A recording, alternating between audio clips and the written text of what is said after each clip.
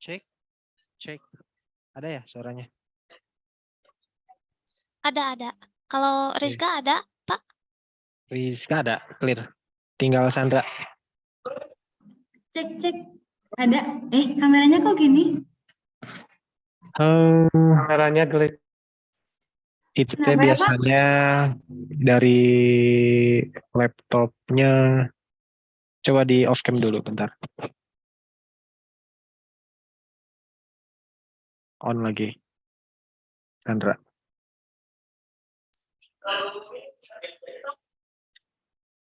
Clear ya? Oke. Backlight, wih. Oh, gitu lagi ya, Sandra ya?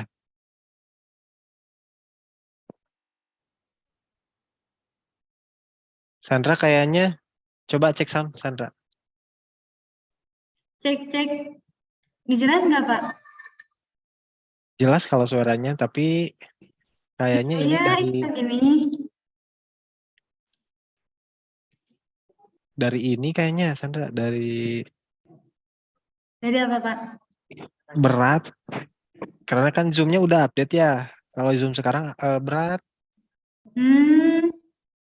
Ini aku pakai laptop temen, Pak. Kalau laptop aku, kameranya tuh jelek. Oh, ini VGA di laptopnya kurang ini, kurang support. Kalau Gimana mau tuh ya? 2 device gimana, Sandra? Gimana, Pak? 2 device di ponsel bisa nggak? Bentar, tapi nanti gini mungkin. Pakai webcam, San. Ada Webcam ya, aplikasinya. coba. Gimana tuh, Riz? Download webcam di Google Play Store. Terus nanti sambungin. Tapi laptop itu harus download juga. Download laptop juga. Download webcam juga. Oh, berarti kameranya dari ponsel ya? Iya, kayak gitu. Koneksinya pakai apa ke laptop? Pakai WiFi, Pak. Wi-Fi. Ya udah, gini aja. Khawatirnya nggak keburu ya? Atau mau dicoba dulu? Sambil download atau sambil Sandra buka dari ponsel aja dulu? Nggak ada yang di-share kan dari Sandra, mah? Nggak ada, Pak.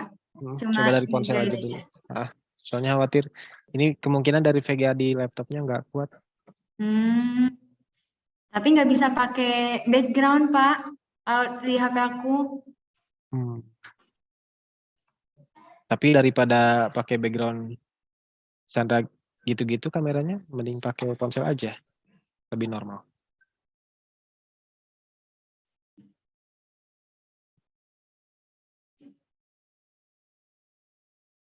Dua device aja. Jadi kayak kameranya di HP.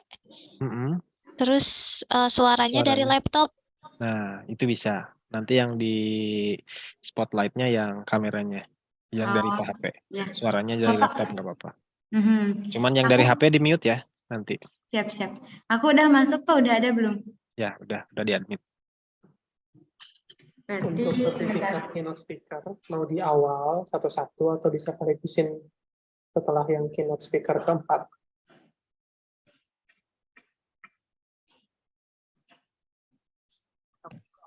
Gini ya, Mbak. Maaf, gimana, Mr. Arif? Sertifikat buat keynote speaker, mau satu-satu apa disekaligusin di akhir setelah keynote speaker yang keempat? Kalau kemarin kan learning-nya yang pertama nggak di show gitu. Terus pas di show di terakhir orangnya udah gak ada. Kayaknya mending satu-satu ya setelah keynote speaker itu sebelum moderator nyerahin ke MC-nya. Iya, iya, kayaknya enakan gitu. Ya, Sandra di note aja berarti ya, jangan lupa sampai itu. Oke, Sandra kayaknya mending satu device deh. Ada suara dari satu device yang lain. Bentar, kalau sekarang Pak ada gak? Sekarang udah di... Oke, udah. Berarti yang di mute ya, yang di HP-nya. Yang di laptop. Oke. Background-nya bareng. Bentar, belum dijadiin co-host. Ini udah masuk belum?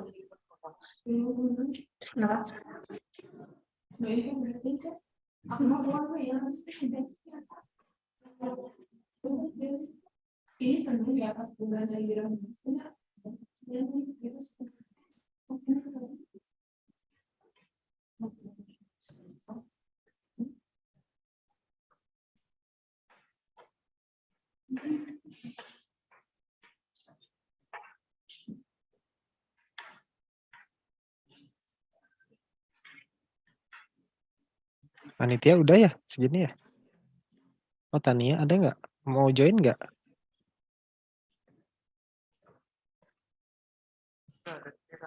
Nggak ada ya? Zoom-nya nggak ada juga.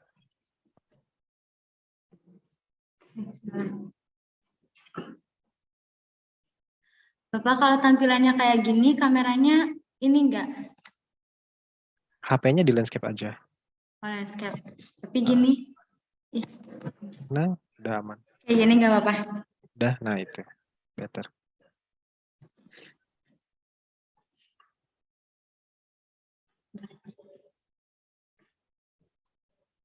Berarti untuk YouTube tinggal di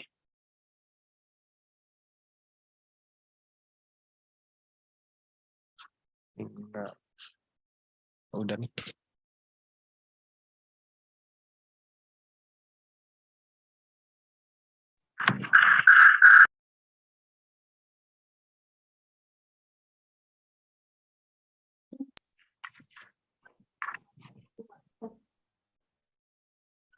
Sport. Kids sports.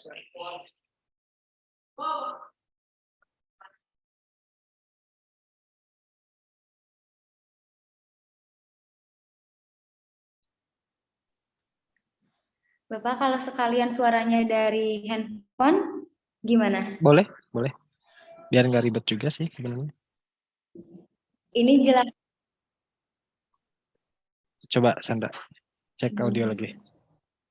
Cek audio lagi Sandra. Ngomong apa? Nggak ada. Ini udah. Nah, Cek. udah. Cek lagi. Cek. Oke, udah. Berarti ini buat cadangan aja ya, standby aja yang laptop buat audio nanti. Tinggal komen ya kalian teh.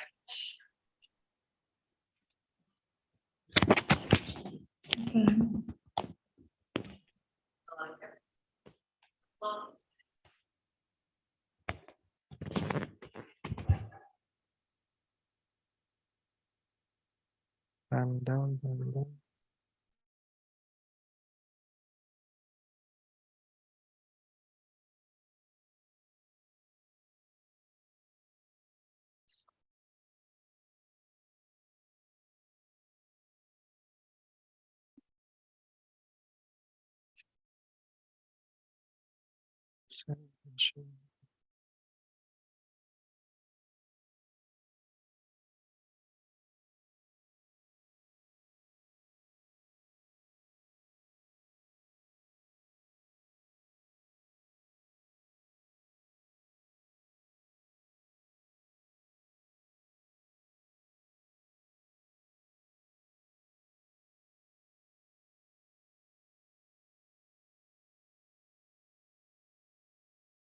Berarti yang cap maksudnya apa ya?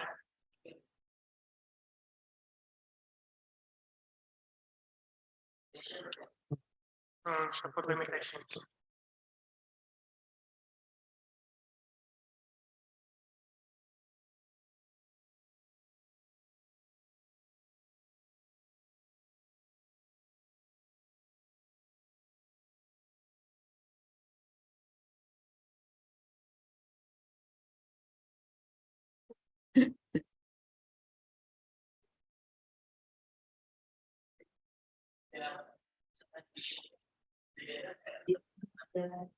Iya,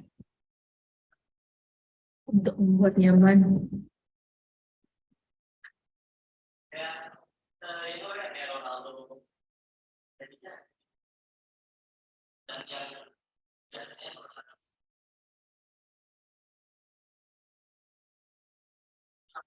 Dan itu nggak dibatasi kan ya?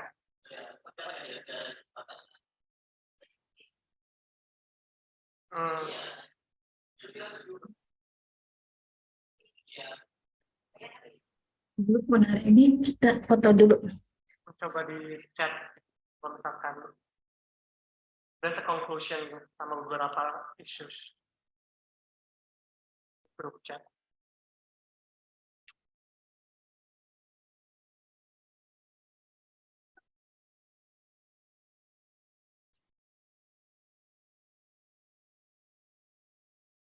Ya, yang ada di screenshot. Hah? Foto kamu gimana konteksnya? Itu sendiri. Regulation. Screenshot, ya udah pergi, dia kali yang depan.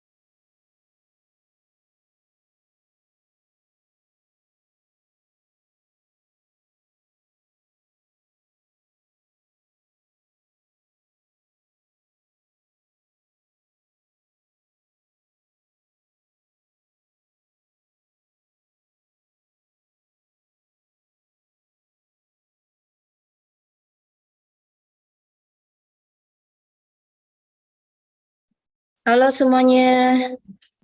Mana Ijma? Halo Bun, di sini. Halo, Bu. Ya. Jadinya di back. Di lab rektorat pun di atas. Oh ya udah. Akhirnya sambil guide itu yang di back, jadi biar nggak bolak-balik katanya. Oke. Siap. Siap betul. Neng Tania belum di accept katanya. Ini kita mulai 4 menit break ke depan ya. Ya, oke. Tania belum di accept, Bunda Sudah belum aja. dijadiin co-host. Tania joining, Buna co-host. Oke, dan Oke. Itu ada Mirna. Sebentar. Yang pertama teh siapa? Sybill ya? Sybill udah ada belum? Oh, udah ada. Oke. udah ada. Nah, sebentar lagi ya, 3 menit lagi. Yuk, sebelum kita accepted yang lainnya, kita itu dulu, sesi foto dulu. Siap, Bun. So, on cam dulu. Oke. Ya. Siap ya. Oke. Pak Arif bisa diganti dulu itunya, background-nya. OTW, Bun. Yep. Backlight ini. Oh, backlight kalau pakai background itu. Enggak, ini belakangnya jendela, Bun. Jadi cahayanya dari belakang. Oh, oke, siap. Siap ya.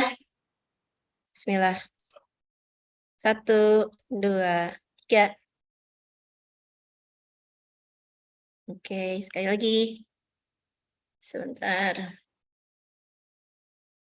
Ini teh. Resepnya harus satu-satu ya teh. Aduh. Mau ke Arif. Sip. Nah, gitu, Neng. Jadi ada semuanya. Sip. Coba. Oke. 1, 2, 3. Itu football kan tadi kan? Oke, sip. Bismillahirrahmanirrahim. Mudah-mudahan acara hari kita hari ini kita sukses seperti halnya juga kesuksesan hari kemarin. Mudah-mudahan tidak ada kendala teknis lainnya ataupun kendala-kendala yang lainnya. Mohon tetap berkoordinasi, lihat-lihat handphone juga ya. Siap. Sambil kalau misalnya ngechat di Zoom takutnya nggak kelihatan, berarti biar ketahuan semuanya bisa chat di grup ya. Bismillahirrahmanirrahim. 1 menit ke depan kita mulai. Ya. Oh ya Bun, satu lagi Tania mungkin sambil bisa ini ya buat backup nanti kalau misalkan Sandra kelempar nanti sambil note gitu nanti buat. Ya, Neng siap ya. Oke. Right, sip. Oke.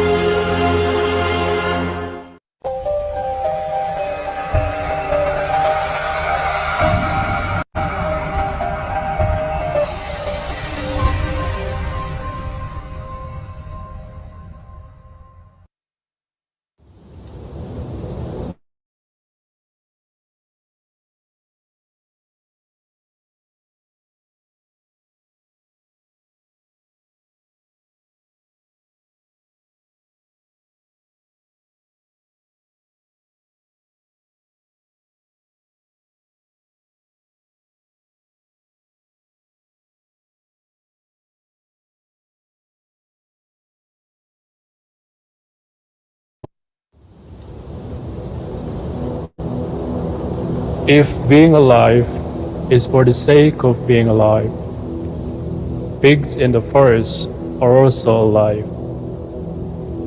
If working is for the sake of working, the apes also work. So Hamka says, here I understand it is not enough for human to only have broad knowledge, but should be useful for the community. Today, the opportunity is not only for men. Women also take part in determining the future. Educated women are the key, are the symbol of a new civilization. No other options. The universe has given a lot of hopes and opportunities for us to embrace and chase.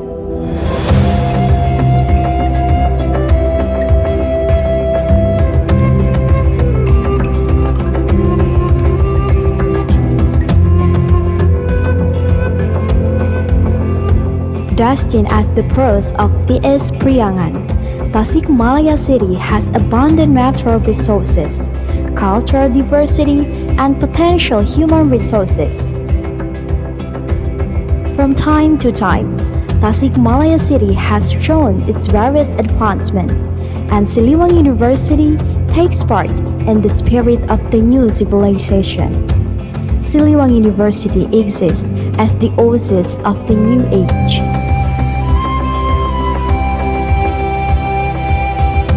More than half of the century of our country's independence enjoyed by the nation, from Sabang to Merauke, from the north to the south.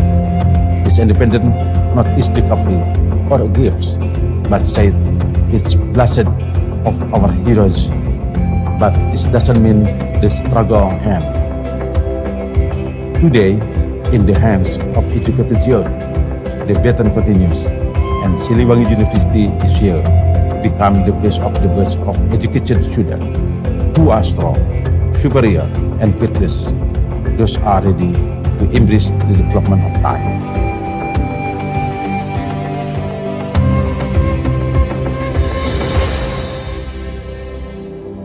Since its establishment in 1978, in harmony with the ideals of the founders, Siliwangi University, as the biggest private university in the East Priangan, is committed to developing educated and virtuous students to embrace the bright future of the nation.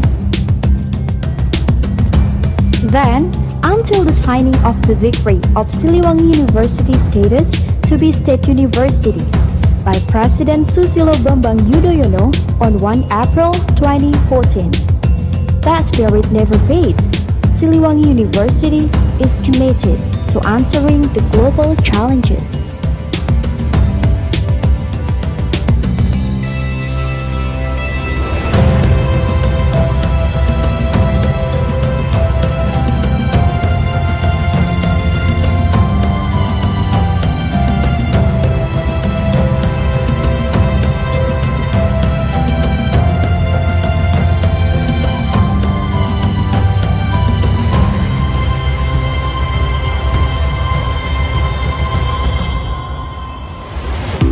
Located in the center of the city of Tasikmalaya, with its cool air, Siliwangi University has created a beautiful and friendly campus area that makes the study atmosphere conducive and enjoyable.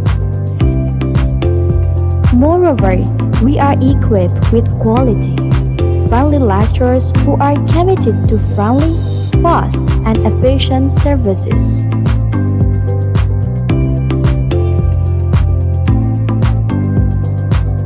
As a reputable state university with its achievements in the East Priangan, Siliwangi University has become a place for teaching and learning for students who come from all over Indonesia. Currently, thousands of students obtaining scholarship from various institutions, government or private, are enjoying their studies with us that upholds the values of Pancasila and diversity.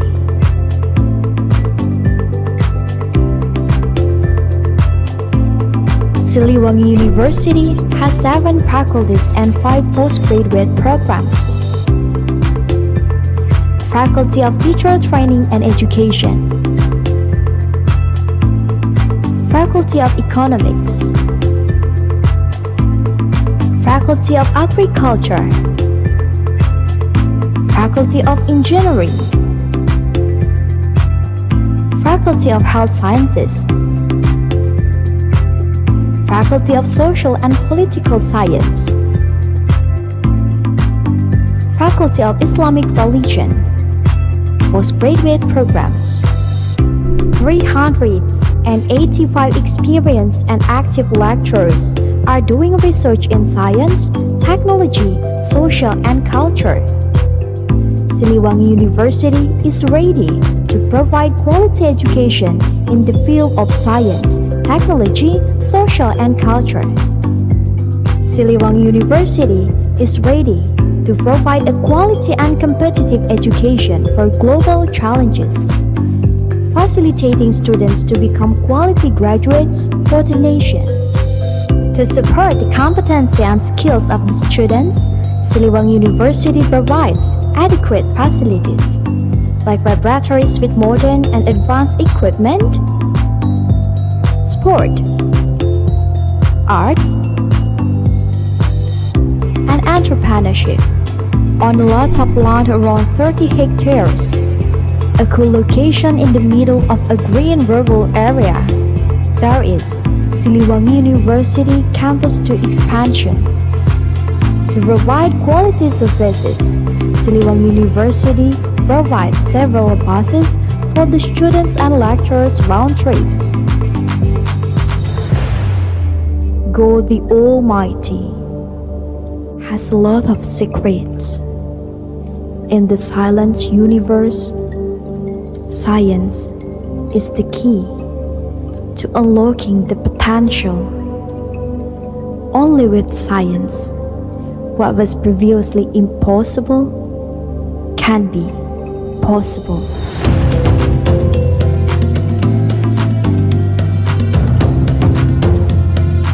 Dear future, it is us. Welcome to Siliwangi University.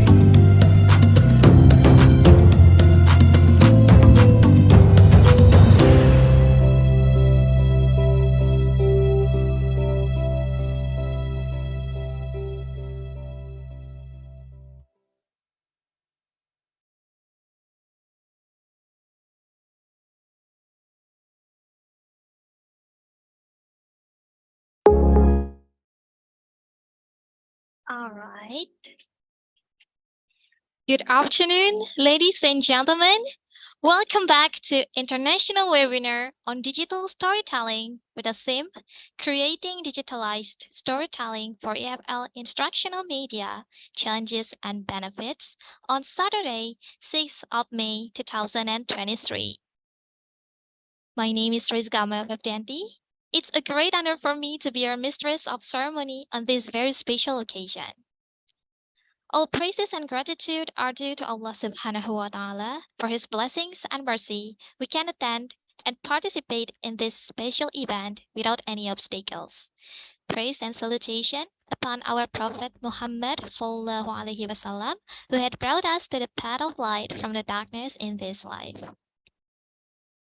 I would like to welcome and express my gratitude to the Honorable Dr. Yusuf Supriyono M.Pd as the head of the English Education Department, Siliwangi University, the Honorable Coordinator of International Webinar on Digital Storytelling, Santiana S.S. M.Pd, the Honorable Keynote Speakers for today's session, Dr. Sybill, Krizzia, Gabronino, Ledesma, and Ming-yao, Winnie, Hsung, the Honorable Lecturers of the English Education Department, Siliwangi University, the Honorable all the presenters of today's session, and also all distinguished participants.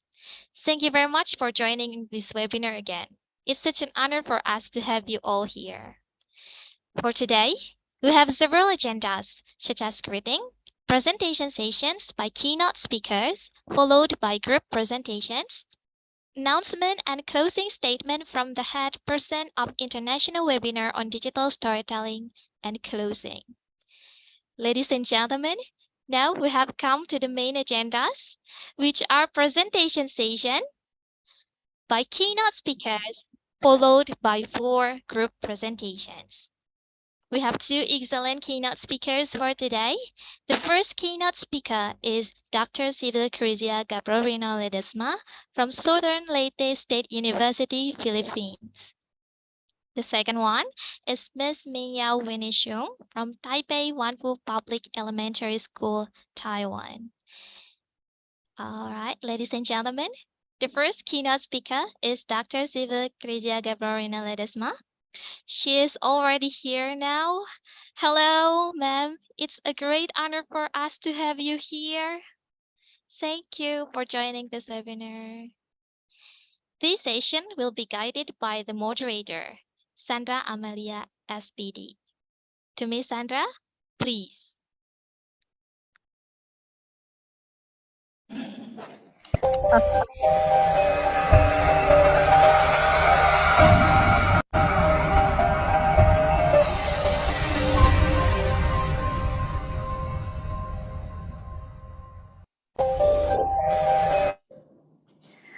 All right, thank you, Ms. Rizka. Am I audible? Yes, Miss. Thank you very much.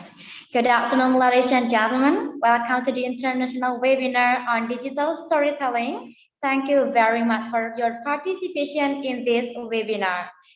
Welcome, and my name is Sandra Amelia. I will be your moderator in this session. I'm very pleased to see you here and to welcome all of you to this webinar with the theme, Creating Digitalized Storytelling for EFL Instructional Media Challenges and Benefits. All right, today we have 2 keynote speakers. For the first speaker is Dr. Sybill Gabronino Ledesma from Southern Leyte State University, Philippines. All right, let's start today's session with the first keynote speaker. Before the presentation begins, let me inform you how the presentation will be going on. The speaker will be invited to present the materials. Second, there will be a question and answer session after the speaker finishes her presentation. Then every participant can drop the question in the chat box, or you can directly ask the question to the speaker by using raise hand feature. All right, dear participants, now allow me to introduce our first keynote speaker today. Our first keynote speaker is Dr. Sybill Gabronino Ledesma. She is from Southern Leyte State University, Philippines. She is a licensed professional teacher. Her address is Barangay Taliwa, Malitbag, Southern Leyte.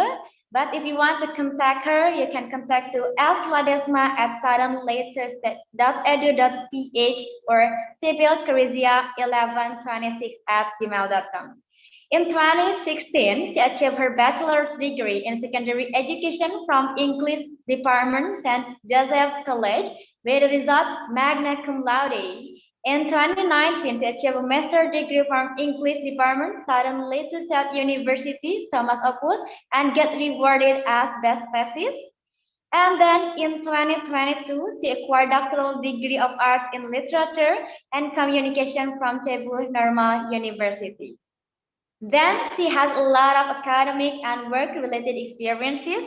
She has been an instructor with the designation Extension Services Coordinator FASCOM, Coordinator Sundayak Theater Group Advisor, and the 4th-year English Advisor and LHS Grade 10 Advisor. She also has numerous publications.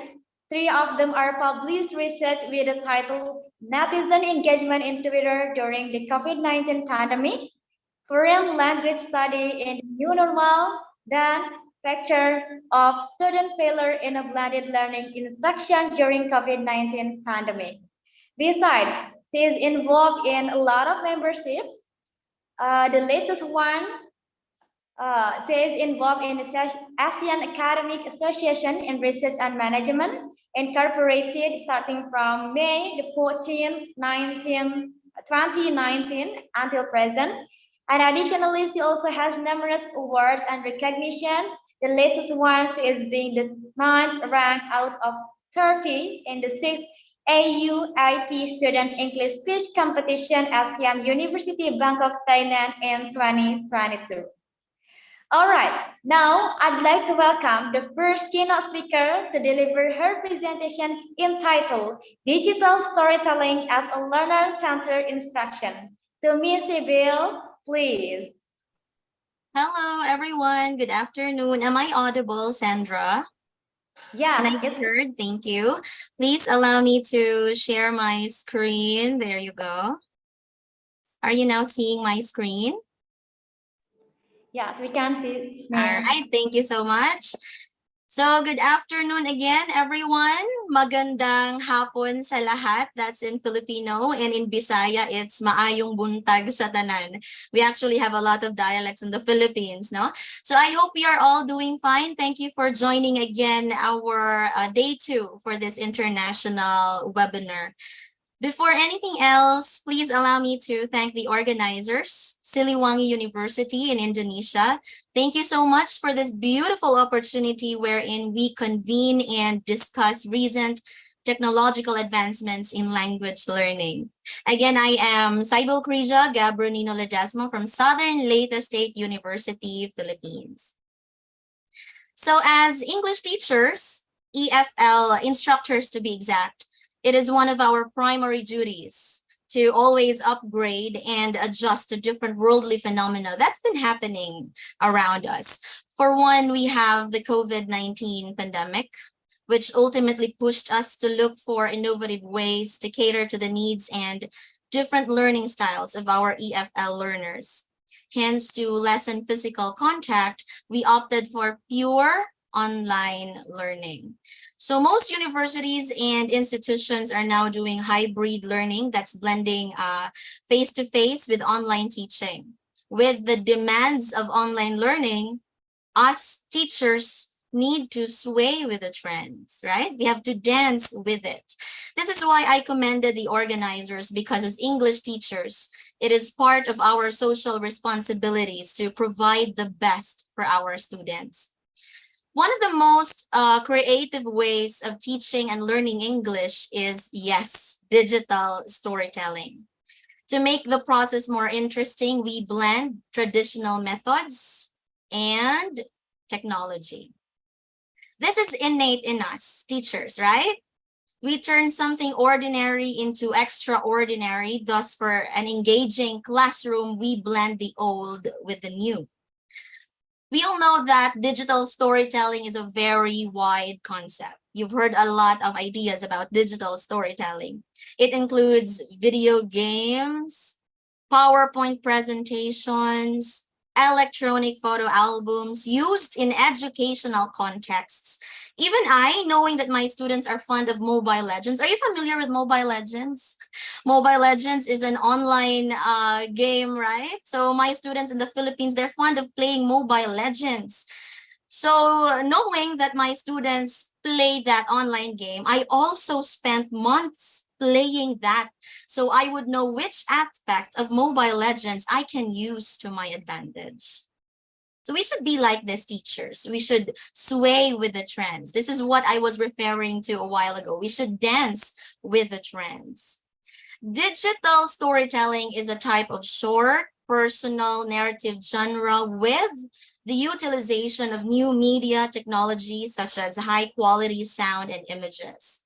It is a combination of a number of elements that form a powerful output.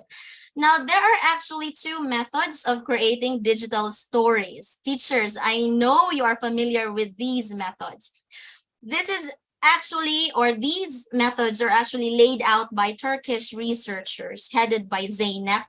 First, we have the teacher-created digital stories with the aim of presenting teaching materials. This is the part where we make use of digital storytelling as a way of introducing our topics or discussing concepts, using digital stories as, a way of expressing, a way of discussing different stories or ideas to our classrooms. The second method is the student-created digital stories with the aim of constructing deeper meaning by processing information. So this is when the teachers require digital stories as requirements, as assignments, as homeworks. Now, your choice of the digital story method would depend on your lesson objective. All right, so now if your focus is on fostering language learning and making meaning, I'd suggest you opt for the latter.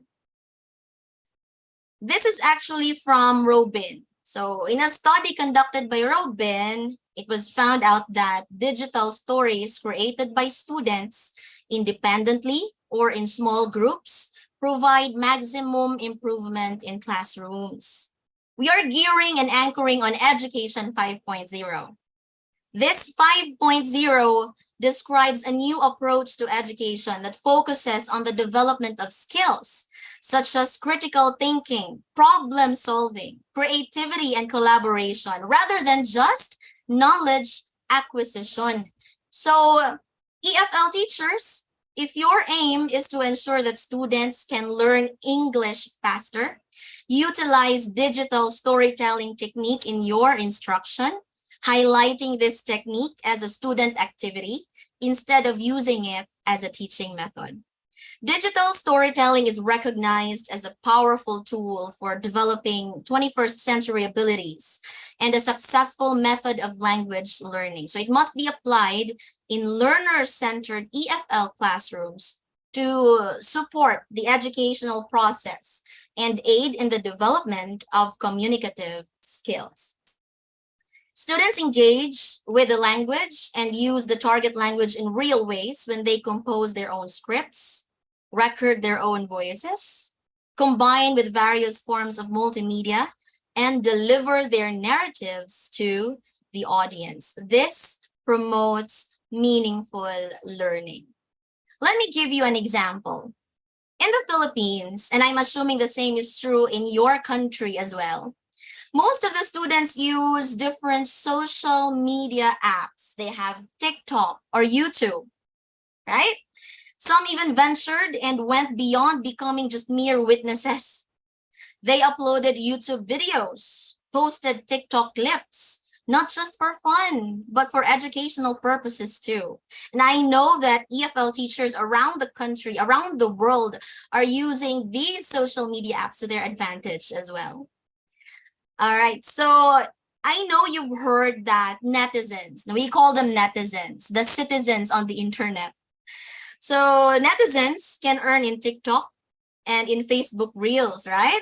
Mind you, our students have been eager in uploading videos because of this idea. They became TikTok associates, where they post a product review and earn from it. They inserted narration in reviewing the products. Hence, they become vloggers. We call them storytellers. Therefore, introducing digital storytelling to our students is no longer a burden because they are aware of it. All we have to do is use this to our advantage. Fellow educators, this brings me to my main agenda for this session. I assume that not every one of us here are literature majors.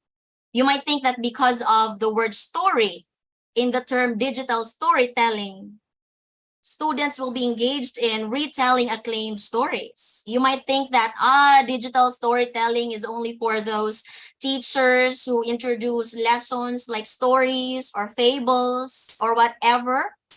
Well, this is your lucky day. Digital storytelling is not only for the avid readers. As long as you have a story to tell, you are good to go.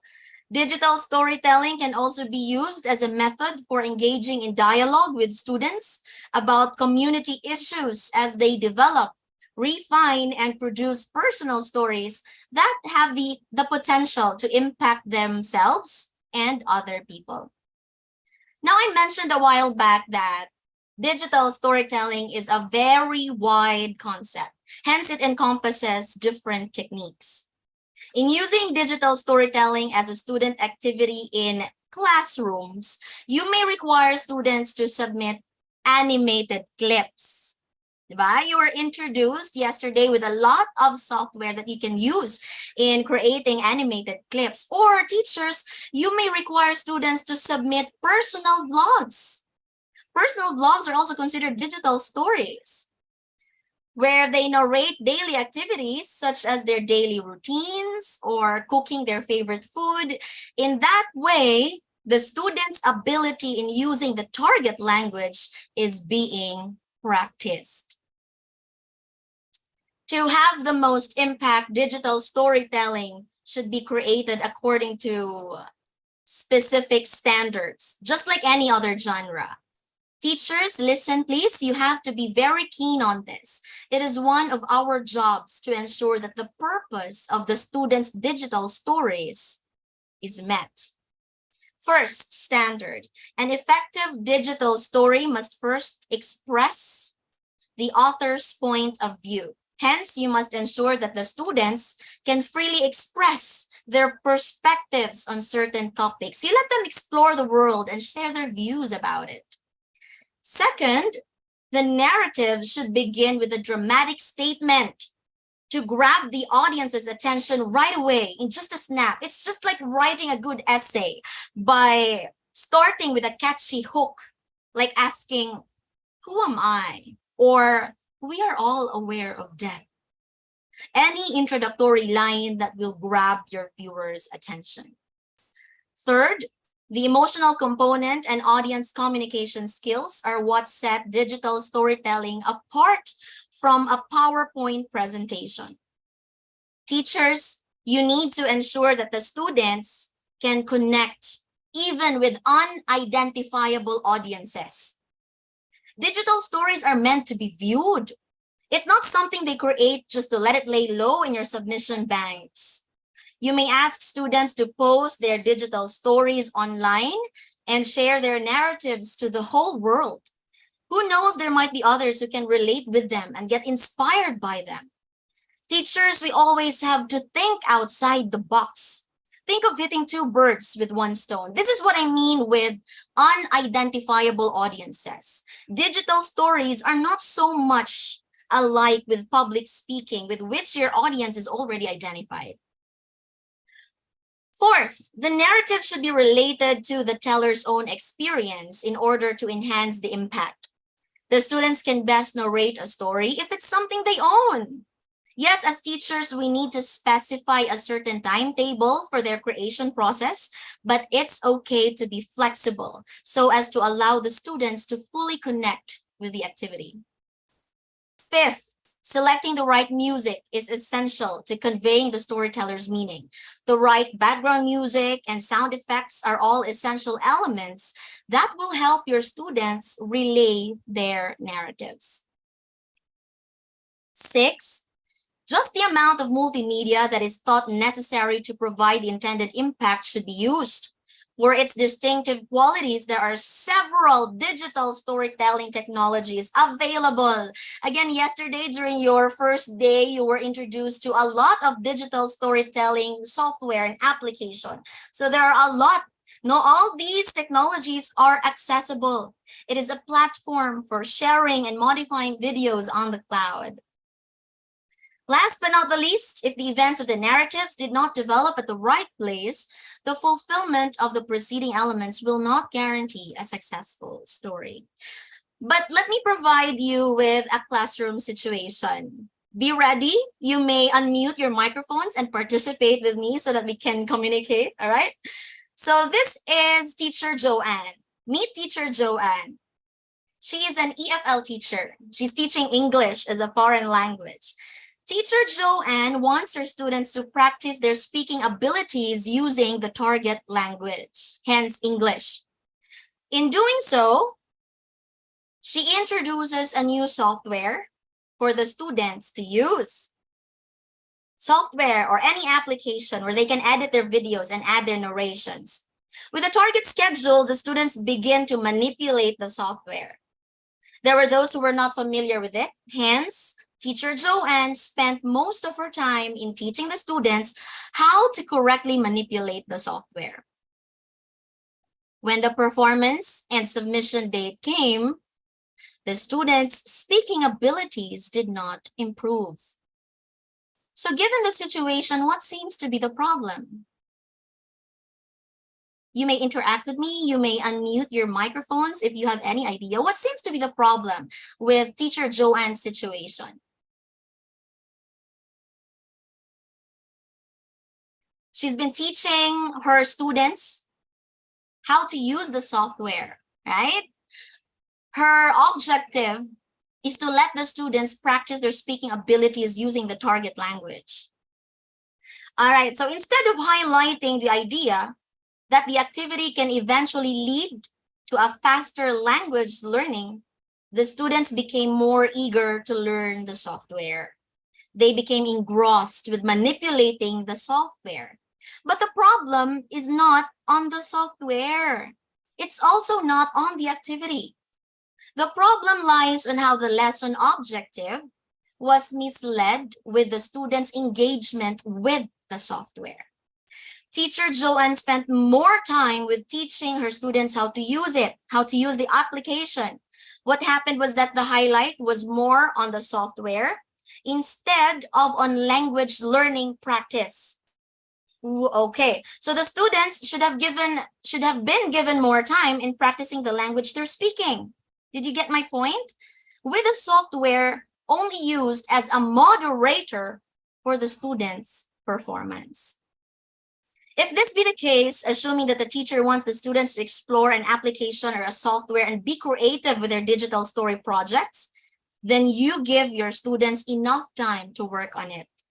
While the students are independently working on their projects at their own pace, you as their teacher should use the time wisely in providing your students with a one-on-one technological scaffolding as required during the creation process. What is technological scaffolding? Now, to give you a recap, scaffolding is a classroom teaching strategy that involves instructors delivering lectures in discrete chunks while offering progressively less help as students learn new ideas or topics. Scaffolding in instruction is when a teacher supports students throughout the learning process. The instructor gradually introduces new ideas, building on each prior step and knowledge. As students learn new skills, they are able to master the task by tackling each section at a time. This allows them to acquire new skills using only temporary support. So let me emphasize this. If your main goal is to foster a rich language experience, provide your students with activities that can help them achieve such goal. Focus on this aim. Here is an ideal digital storytelling process. The process that you need to let your students go through include brainstorming regarding on how they want their digital stories to go about. Here you may offer your students with digital storytelling prompts, such as asking them their personal experiences about high school, about life, about college, about works or worst school-related experiences. Ask them to share narratives. So you can be creative with your prompts. You may only provide the students with pictures or music. That's okay. The only thing that you have to be sure of is to steer their minds for the actual digital storytelling process. Second, we have the script writing and storyboarding. So in writing the script, the students need to decide on what their digital stories must accomplish. The script and the storyboard will lay out exactly how their digital story will unfold. Third, we have creating the video. Depending on the script and the storyboard, the students record their voiceovers, they gather their photos and their video clips and choose music and sound effects, or they may create their animations. Then after all these, the students will put all those elements together and edit for their final digital storytelling product. Now, as we go through the cycle after the creation of the digital story, we are back at brainstorming. This is now the part where we provide the students with feedback to keep them on track. It's a process. We're not just teaching the students the skills in manipulating the technology. We are teaching them the language. Again, in EFL, the students should have been given more time in practicing the language through speaking, with the software used as only a moderator for the students' performance. Let me share to you my own digital story. So this is not used with animations. I used raw videos for this one. When my grandmother passed away years ago, I thought of creating a digital story to tell the world of my grief and acceptance to things I cannot change. During the wake, I captured raw videos. Then I created the script. Because why not? We all go through the same longing, the same heartbreak from the loss of a loved one. Ideally, digital stories are up to 3 to 5 minutes long, but what I'm going to show you is an excerpt of my full-blown digital story. I just want to show you a finished product of a digital story that you can require from your students. Okay.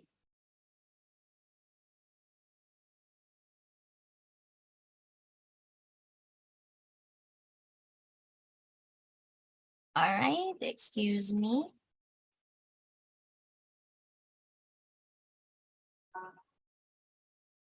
We live in a beautiful world. We live in such a breathtaking environment that is full of magic and wonder. Although we can feel intense sadness, profound happiness can be just around the corner. We are all aware of death, and we know it will come to us all. To many of us, death brings a chill down our spine written with fear. But to others, it is written with strength and satisfaction of accomplishment. Death is something no one can escape from. It follows life as surely as night follows day.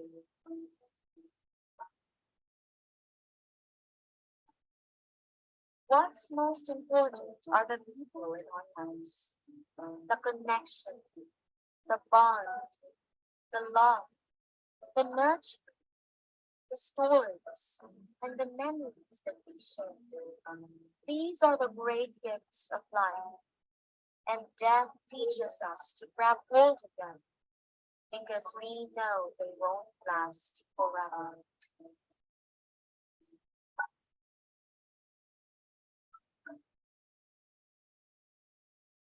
As Moyen said, where there is life, death is inevitable. Dying is easy. It's the living that is hard.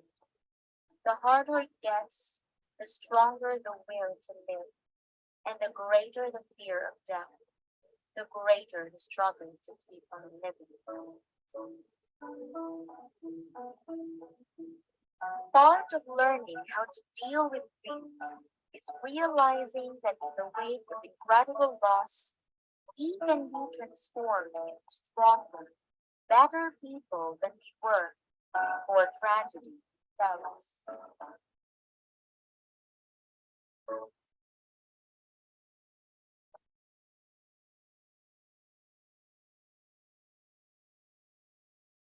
Acceptance of what can't be changed and knowing how to make the best of what we got is what we need to live life to the fullest, happiness and contentment. So let us choose to live for those who are with us today. Living in the present moment is so important because there is no point in worrying about the past and also being anxious about the future. The only thing you are able to take control is the moment that you have with you right now. As with all things in the world, Balance is the key to a healthy life. Being able to live in the moment is a trait not many people have, and it is an important aspect to a healthy life. But it's also stepping out of the moment once in a while.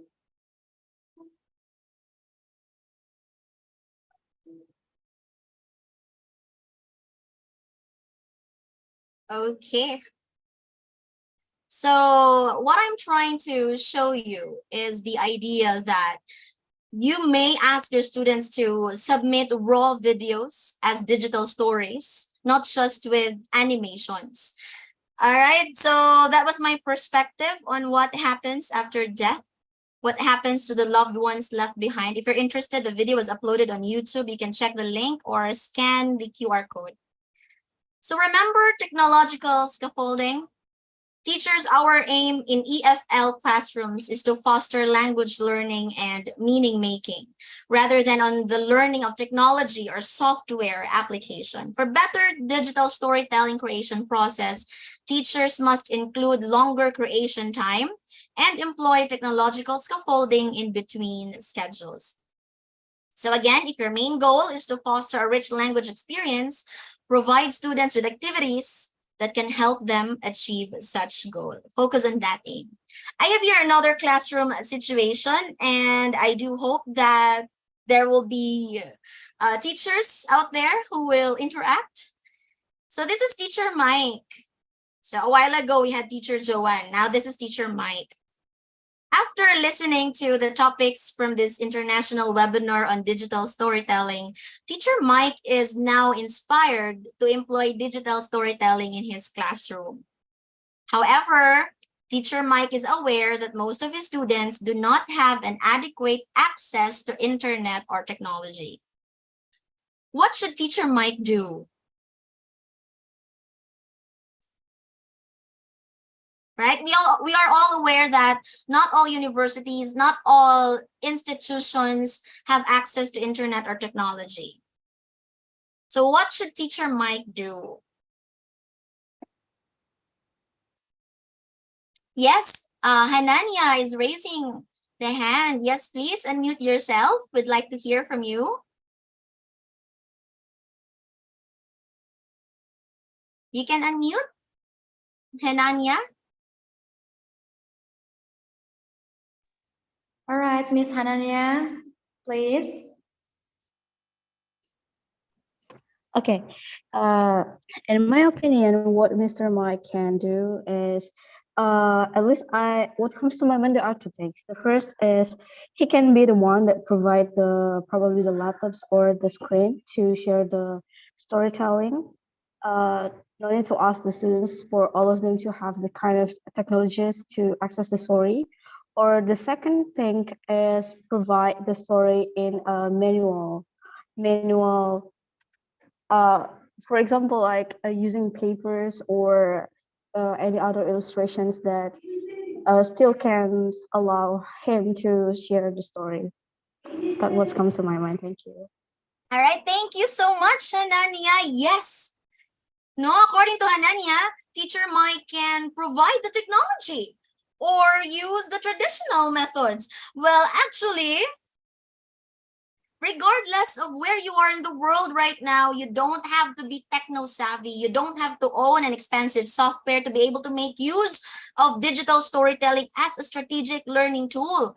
All you have to have is style. Mike, you need style. A simple technology, maybe a laptop, a simple software, say Microsoft PowerPoint, then requires students to engage in digital storytelling. Have you heard of Pecha Kucha, Chit Chat? Pecha Kucha is a digital storytelling technique that basically blends traditional methods and technology. So technically, a Pecha Kucha presentation is a format that uses 20 slides or images that are displayed for 20 seconds each. The slides will move automatically as the presenter is speaking. This format ensures that the speaker is concise, keeps the presentation moving, and gets through all their content. With Pecha Kucha, your students may opt to present their digital stories live online, or recorded. It all depends on the teacher's style. You can even do it live in the classroom. You only need to prepare, the teacher only needs to prepare a projector or an interactive board or a projection screen, a presentation screen with the right set of pictures or images. Your students can engage in digital storytelling right there and then without needing much time for preparation. I will show you a sample Pecha presentation, but we will not finish the video, huh? We will only watch a part of it. I simply want to show you how Pecha is done.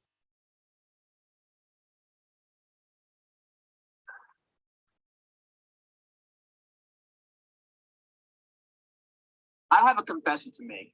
I love the spelling bee. I've been watching the spelling bee religiously every year. Ever since 1925, over 200 spellers, mainly from the US, come together in an all-out word spelling marathon in which the last person standing is crowned the champion. But there's been something bothering me about the spelling bee lately. In the last 5 years, an Indian American kid has won. In the last 5 years in a row, in the last 14 years, 10 of those winners have been East Indian. When Indians make up less than 1% of the US population, something is up. And I need to find out how this was possible. This year, I took a personal and cultural journey to... All right, sorry to cut the video off, but that was an example of a Pecha presentation which you may require your students to perform. Okay, so Pecha is that simple. You just need to ask your students to prepare 20 pictures for their stories. They may perform it live, online, or recorded. So Pecha is a digital storytelling tool as well. It can be used to tell a literary story or a personal experience. Again, it all depends on your lesson objective. What do you want to achieve for that lesson? If your aim is to allow students to make meaning or learn from a literary text, say short story or fable, then you can use Pecha as a method to allow students retell the story. In using digital storytelling to retell a literary text, images can very well be used for Pecha. Again, Pecha employs 20 images with 20 seconds each for each image. The most successful Pecha presentations only include a strong and powerful image where the students can speak live or recorded over the top of the pictures. Or you can also require students to create an animated film in retelling the story. Teachers, choose your style. Like I said, digital storytelling is a very wide concept. For you to sway with the trends, for you to dance with it, you have to carefully choose your style. With a perfect style, your students can easily connect with you. They will easily catch up with your activities without needing much encouragement. Again, teachers, choose your style. Let me end my session by emphasizing that digital storytelling is for everyone. Thank you so much, Siliwangi University. I've been in constant communication with Ma'am Santiana. Thank you for this opportunity. Again, digital storytelling is for everyone. It all depends on the teacher's lesson objective and style in achieving such objective. Thank you so much. I hope you learned something from me today.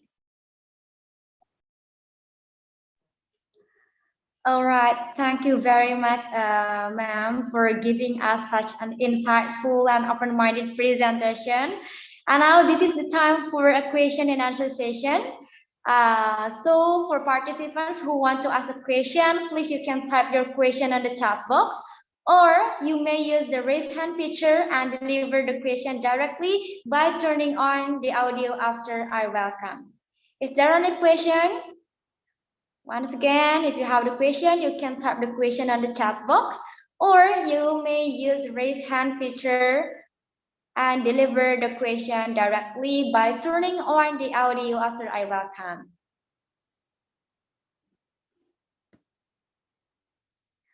Let's read the questions from the participants.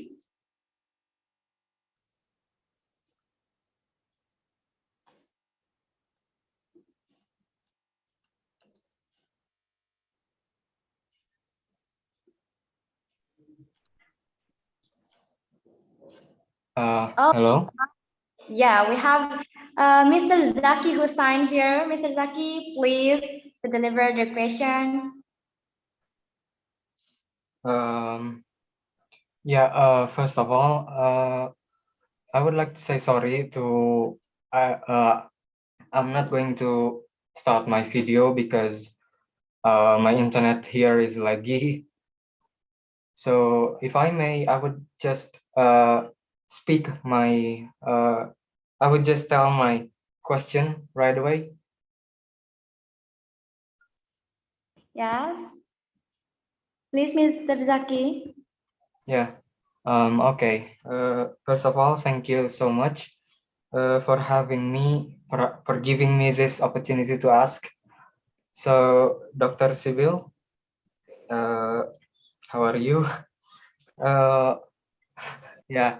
So my question is, if a teacher has chosen a certain kind of style in doing his digital storytelling, but some of his or her students don't like it, or they feel it doesn't belong to me. So what should the teacher do?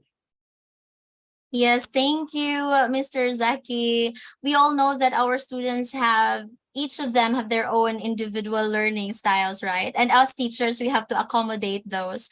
If you're going to use only one style, then I think, learning is a process. And along that process, we have to accommodate their learning styles, their capabilities. So if you think, if you find that one student cannot do the task as good as the others because he cannot connect with the activity, then you have to accommodate, you have to adjust for that student. So when I say teachers choose your own style, that means you have to be flexible. You have to be versatile in accommodating a lot of students. We have to embrace their differences. Okay? So thank you so much, Mr. Zaki, for that notion. But again, the key word here is accommodation. So we have to be flexible. Let's adjust. Because our main objective is to let our students learn. And how will they learn if they cannot connect with the topic or with the task that was given to them? I had the same experience. If I may be given a chance to share just a short experience. When I was teaching English to my students, Filipino students, I gave them a certain task, and one of them was listening music through their headphones. What I did, I just let the student be. I did not let him remove the headphones because I was thinking that maybe he can do better with his headphones on, as long as the music that he's listening to is is not something that is negative or what. So as long as he can use it to his advantage, then that's okay with me. That's the style that I was referring to. Thank you, Mr. Zaki. Thank you. I hope I answered your question. Okay, Mr. Zaki, is it clear enough? Is the answer? Yes, it's clear. Thank you. Okay, thank you, Mr. Zaki, for the question, and thank you, ma'am, for answering the question very clear. But unfortunately, here we have limited time, so we need to end the question and answer session right now. So hopefully we can meet in another chance, in another opportunity. Yes, thank you. All right. I hope to see you all soon in person. Ma'am Santiana, thank you. Hope to see you in person. Thank you very much, Dr. Yusuf, thank you so much. Siliwangi. Yeah, thank you. Hopefully we can meet in another agenda. So before we close the first session, is there anything that you want to say, ma'am? Or is it clear enough? Is it enough?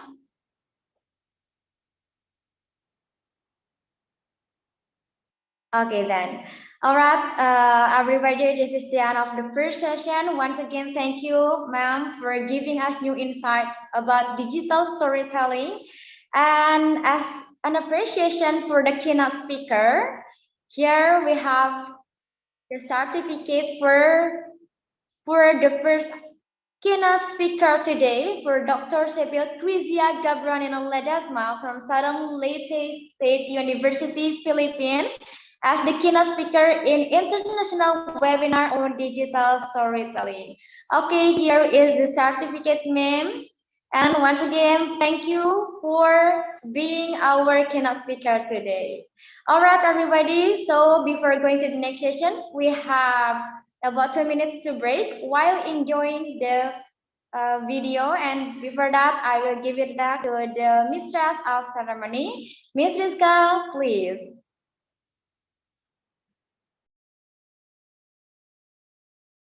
All right.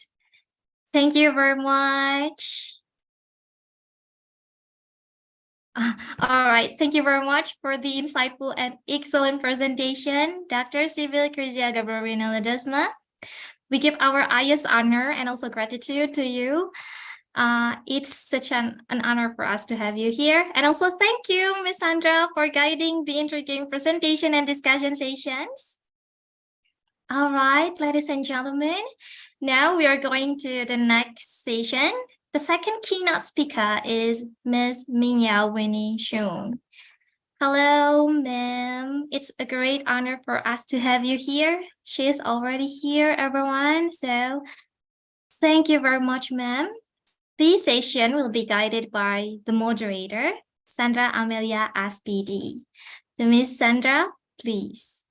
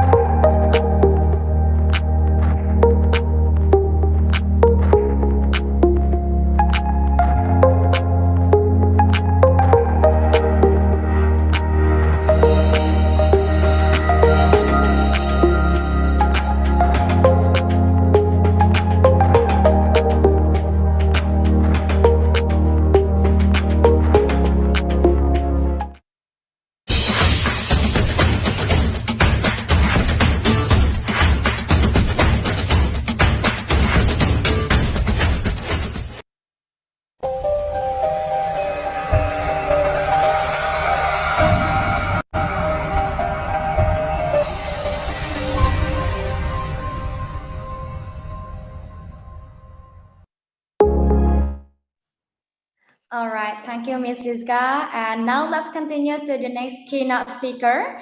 As previous presentation, before the presentation begins, let me remind you how the presentation will be going on.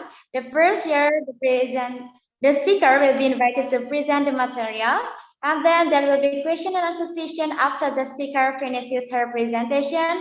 Then every participant can drop the question in the chat box, or you can directly ask the question to the speaker by using raise hand features. Now, allow me to introduce our second keynote speaker today. Our second keynote speaker is Mrs. Ming-yao Winnie Hsung. She is from Taipei Wanfu Public Elementary School, Taiwan. She acquired Bachelor of Arts from University of Taiwan, National Chanchi University, with major in journalism and minor in English literature, and been an editor in School English Club. Then she acquired master degree from Atma TESOL Master Program. She has working experience as Director of English Teaching and Learning Center at Taipei Wanfu Public Elementary School, Taiwan, and English subject teacher or teacher administrator in Taipei Wanfu, Taiwan. Then her specializations are technology and digital tools in teaching, EFL teacher training, story and drama for young learners, reading and writing literacy, online learning and teaching, cross-cultural teaching and learning, and various global classroom facilitator. We can reach her on phone number 86 6 plus 90 30 60 70 98 1, or email at Winnie0701 ewfps.fp.edu.tw, or kindly check her link and account at Winnie Beer or Facebook at Ming-yao Seal. All right, now I'd like to invite Mrs. Ming-yao Winnie Hsung to deliver the presentation entitled Digital Storytelling Tools for EFL Teaching and Learning. So Ms. Ming-yao, please. Thank you so much. I'm so honored and flattered, to be here. Such a wonderful presentation. So may I share my screen? So I was here yesterday. Wow, it was amazing. It just like a refresh my, university life. Listening to all the professor, those informative series. As you can tell from the introduction, I'm the teacher. English as a foreign language teacher teaching in Taiwan. So I've been working at a primary level school. I think today I'm going to show some special, like a practical digital tool you can use in teaching.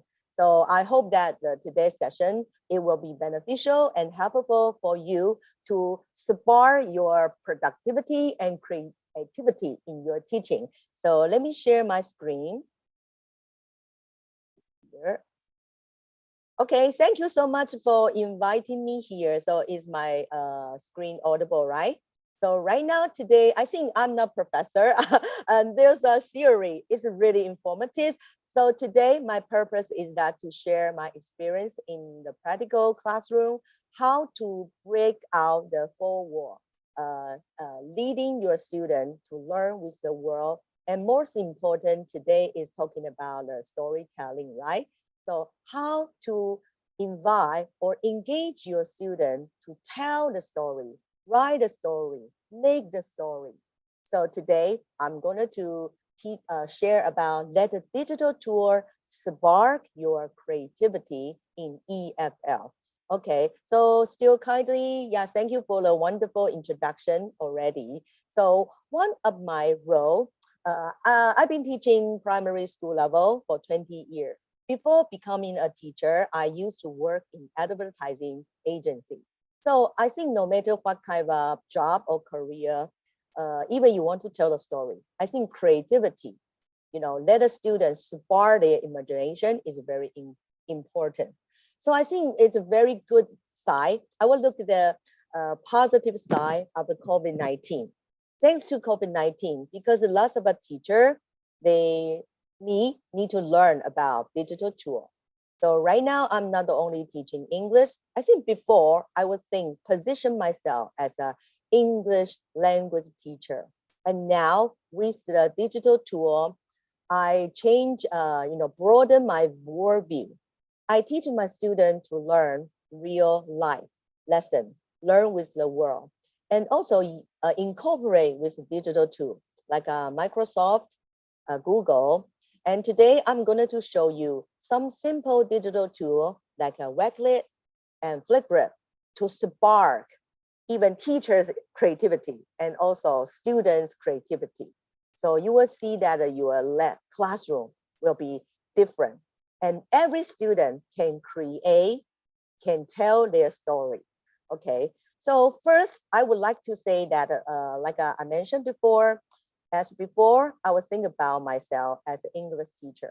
My students need to speak perfect, no accent English. But now I think, maybe you can ask about yourself. What kind of criteria you demand your student? And in your classroom or in the future, what kind of a student you are going to teach? Maybe they come from different background or different country. So English is not only standard, perfect English. So English, as for me, I think I will put that as a lingua franca. Because as a lingua franca, English is just a tool to communicate, to connect, to relate with your student in the classroom. So it's very important. As my school, I used to teach only students live in my country. The major L1 is Mandarin. But within the globalization, global world, I think it changed. I found out that my Sorry, can you hear me? Yes, it's clear. Okay, sorry. Take a technical error. Okay, so my school student become very globalized. I teach my student. The student come from different country. They come from Indonesia. Yeah, so that's I feel relate to you today. So many students, because their parents study in Taiwan, they got scholarship, so they moved to Taiwan. And also there are some students, they are from India, they are from Egypt, they are from USA. So the world is changing. I found that it's not only I can, they speak so many different language. So I need to communicate with them. I cannot learn Indonesia. I cannot speak Egyptian language. I cannot speak so many countries. So English become the communicate keyword, key language I need to communicate with them. So sometimes I will, change the different standard to communicate with the parent and with the student. So I think English is not only, you don't need to speak a perfect standard. Even with your accent, it's perfectly. So it changed my mind about teaching English. You need to respect, you need to cooperate relevant to your learner. So English is a lingua franca. So this is one way I want that to share with you about how we are going to teach English because we want to inclusive classroom, let a diversity. I think also some talking about multilingual, even individual, right? We need to respect each learner in our classroom. So English as a friend, lingua franca, and also English learning, language learning become personal. You need to respect each one. And very important is that I would like to share, this is the most, valuable experience I learned. Don't let the English silence or mute your student. I think right now, what we have conquered in our classroom, I don't know that in Indonesia. So in Taiwan, so we have a big class. Each class, we have a 30 students. And 30 students, they come from different backgrounds. Some, they learn English starting kindergarten. So which means they are really fluent. But there are some students, they haven't learned English. They cannot read alphabet A to Z. So this is a big, huge gap in the classroom. So you will find that in English classroom, when we talk about whole English, language teaching, you will find that there are some learner, they are silent because they got a, affective anxiety come up. So I would like to really share that. Don't let English silence or mute your student. How to encourage it? So I want you, or this is how I look at my classroom. The student, big class, come from different background, come from different skill, different knowledge. But look at your student, this multiple intelligence. I think this is a very, very valuable, a theory for me. So look at the student, respect the student, because look at your finger. They come different, right? So it's just like your class. So the multiple intelligence really encouraged me to become more, standing and teaching from the student's point of view or perspective. And one of the way is a story. Story across all different language barrier. So it's a very good approach to connect, engage the student. So remember your student with different multiple intelligence. Maybe they have a body smart. So you can use a story to play, right? Drama and sing.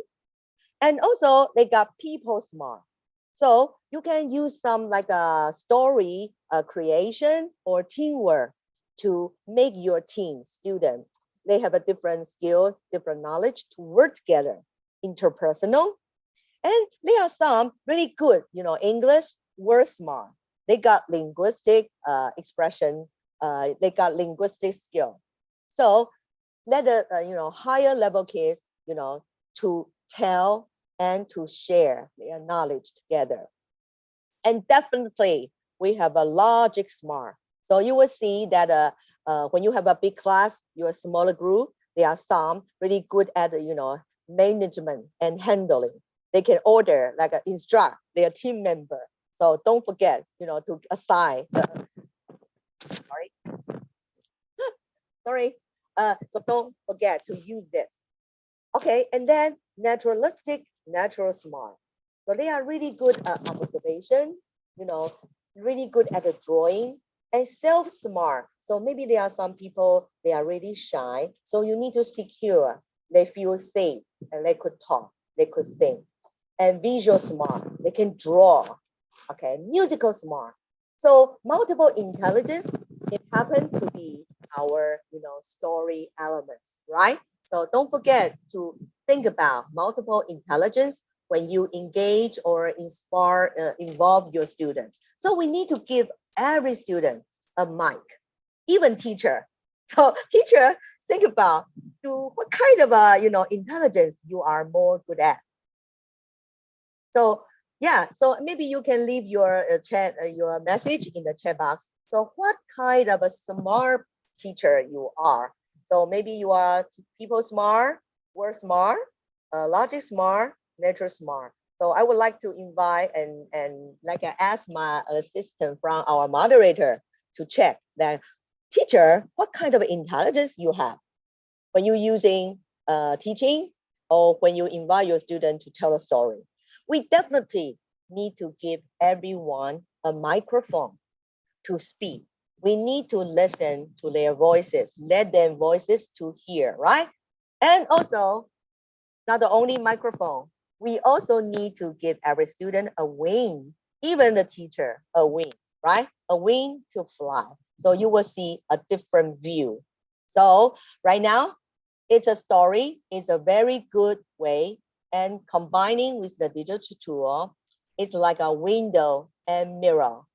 So we give a student a window to look out because English is going to communicate the global world, right? So we give the student window. And after they look out the window, the beautiful scenery, the beautiful culture around the world, they will look at the mirror. They will look at the mirror to think about, the similarity and difference. Though we have differences, but we understand we are one family. And by looking out the window, listening to the culture and the story, we cherish ourselves. So window and mirror to cherish ourselves and reflect ourselves. Okay, so now let's go to the next part. How do we begin a story?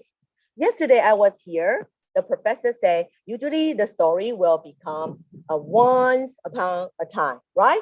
So now I would like to invite all the teachers right now, if you got a pen or you have a mind pen. So think about that. We don't start the story from once upon a time. We want you to look around the window about your classroom, about your student. Actually, your student got a story right now. So I would like to invite all the educators to tell me your story by tell me your name. So what does that mean in your classroom? So why I come up this idea and this story? Because it's a story really happened in my classroom. Like I mentioned, my school, my class, there are some, different global students. So I remember that I have a student called Nada. She is from Indonesia. When she arrived my school, my teacher, my Taiwanese teacher, tried to greet her very warmly. And we tried to blend her into our Mandarin society. So my teacher, my fellow teacher, using simple little English to say, we will give you a Mandarin name. Your Mandarin name is Nada. The little girl suddenly, very look anxious, anxiety, and then suddenly cry. And she said, I'm not Nada, I am Nada. Wow, at the time, I know, wow. Okay, I say, don't cry. Yeah, you are Nada. Yeah, we don't need to give you an English name. we don't need to necessarily give you a Mandarin name. You are who you are. That's your story, right? So Nada, tell me your name. So the girl suddenly have a smile. Yes, I'm Nada. So that give me this kind of inspiration that every kid got the story. The story come from the name, your identity. So think about maybe in the conference right now, there are some teacher you already been teaching, or they are student teacher, you are going to be a teacher. So think about that, who you are teaching, the global classroom, the global world. So in my past, I teach English. So in my classroom, I used to, give my every student an English name. I know it sounds that, how come? Yes, because in Taiwan, we think about learning English is the first step is giving yourself an English name, right? So every kid, they got, an English name, like a John, Mary, even Yellow, even some fruit name come out. So it's English. And now I would like to invite all the teachers to look at your students, think their identity, cherish their identity. So think who they are. So this is my student. So at the time, I changed my worldview about name. Every student in the classroom, they got a special family, heritage. It comes from you. So no matter what language you are learning. So this is my student called Li Pei Zhen. In Mandarin, there are some, different meaning. The Li, so I want them introduce yourself, okay? So in any simple drawing, remember our multiple intelligence, they can draw, they can use word, so this describe their name. So this is a Li Pei Zhen. You can see that Li means some wood, tree. And Pei with this means a lot of rain. And this is a Zhen means a needle, very sharp. So this is some my students come out. They use the multiple intelligence way to tell their name story. Okay. So I'm also like to invite all the educator, participant. You are here. Tell me your name story later. And this is also another one of my students. So Hong Yi Xuan is also the name. So they just drawing like this means lots of water. And this is a feather. Yi means there is a feather. There is a man stand behind this feather, which means stand still. And this is a Xuan. There is a car, which means they are mobility. So this is something they combine the multiple intelligence to tell their name story. So this is some, in my classroom, I mentioned they are different ability. So sometimes advanced learner, they are very fluent, but even that, they are shy. They are not afraid of it to speak. But once I give them this name story, see, my students all take out their poster and drawing, and they could speak, they could tell, they could introduce themselves in very fun way and very, intimate, personal way. So this is I call name story. So the first inspiration and when I want to spark your creativity is that don't start from once upon a time. So start with your student, your name. So this is a idea story I learned from a book. Your name is an address. Always guide you home. So you are who you are. We are who we are, right? So your identity will never change. No matter what the language you are learning, you are who you are. You are always with your family heritage. So this is a book inspired me a lot called My Name is an Address. So this is a book written by Aqua Moses. It's a USA school teacher and a children book author. So this is she said that I'm a Ghana American writer and engineering teacher.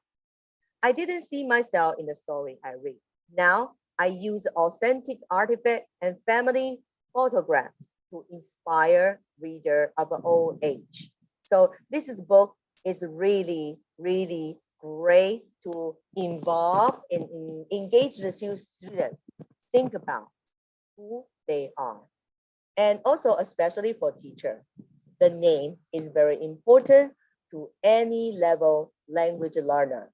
So no matter what language, no matter what place you are from, your name is an address. Always will guide you home. So cherish your name story. And these are some other way, as I mentioned, the story could be told in different way.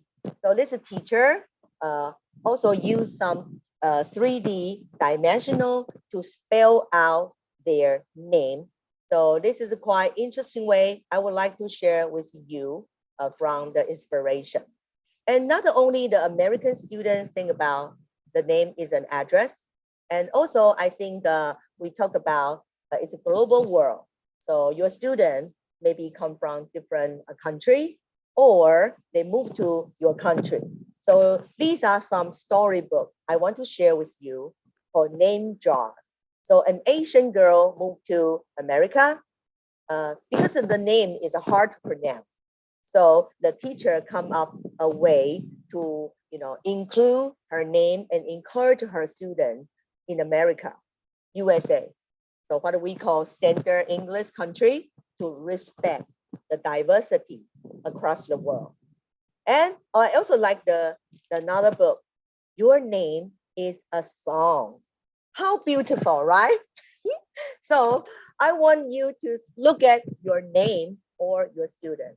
Cherish the story from their name to come up the story. Okay, so even that, this is a win to spark your creativity.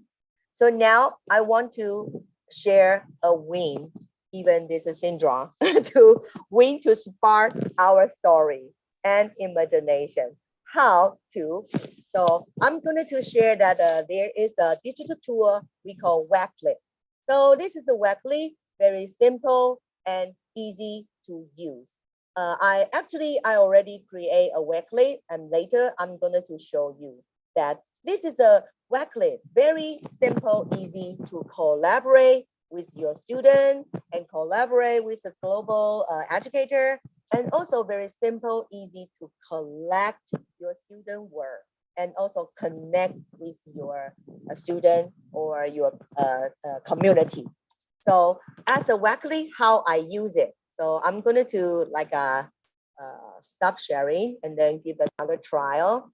So far, remember, don't start from once upon a time. Start from your name. So I'm going to share that how to use the Wakelet. Okay, so now give me a moment. And also, may I just ask the moderator, is there any teacher, educator to share that what kind of intelligence they have? Can you just share with us? Does anyone? Are you people smart, then smart, or soft skills smart?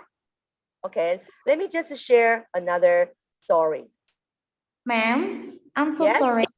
I'm so sorry, but we have limited time, and I'd like to. Oh, wow. Okay. So let me quickly share that how I use the Wakelet. Okay, so this is a Wakelet. Also, like I mentioned, remember to tell your story. You can collect, and also Wakelet is also a very good digital tool to make your story.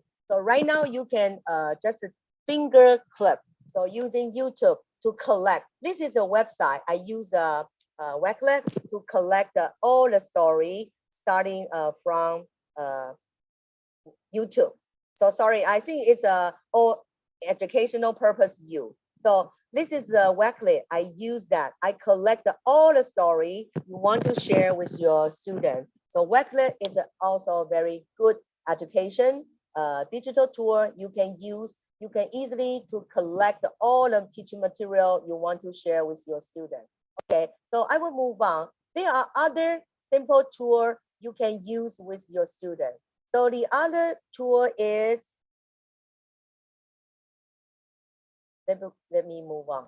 Okay, so Wakelet. So I will leave my information. So definitely you can give it a trial. I already, if you want, you can scan this QR code to try it. So it's very simple, easy. Tell me your name story. Okay, and then I would also like to share a Flickr. So remember our students, they got different, different talent, right? Some are very shy. They are not afraid to speak in public. So Wakelet can give the student a microphone, actually a video.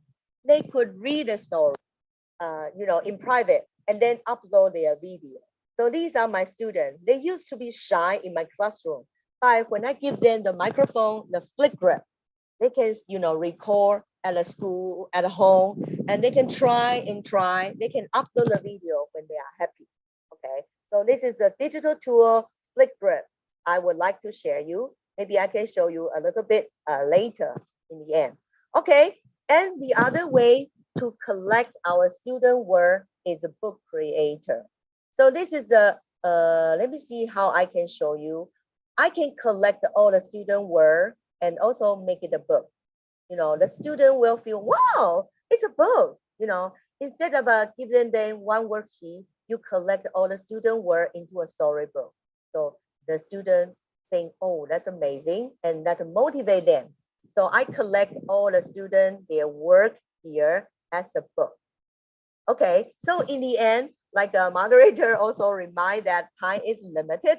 I just want to say that a story is a good way to spark your student and to involve your student. So let the digital tool to spark your creativity and productivity. And also don't let the language silence your student. Using digital tool to spark their imagination, give them many way, microphone, camera, color pen to leave their story. So thank you so much. I hope that I still will get some time to give you a little demo about the digital tool I mentioned, Wakelet, and also Flickr and Book Creator. So thank you. So I'm just wondering time I still got.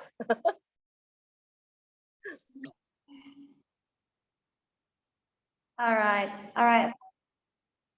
Thank you, ma'am, for the great presentation. We get a lot of new insight from your presentation. And now this is the time for a question and answer session like the previous one. For participants, if you want to ask the question, you can type the question on the chat box, or you may use the raise hand feature and deliver the question directly by turning on the audio after I welcome. Is there any question, everyone? Yeah, while we are waiting the question, so this is a free grip I'm going to show you. So these are all my shy students in the classroom, but see how happy they are. They are actually doing the recording at their home. So while you having questions, so maybe I can share with you. Hi, I'm Roy. I'm going to read a book.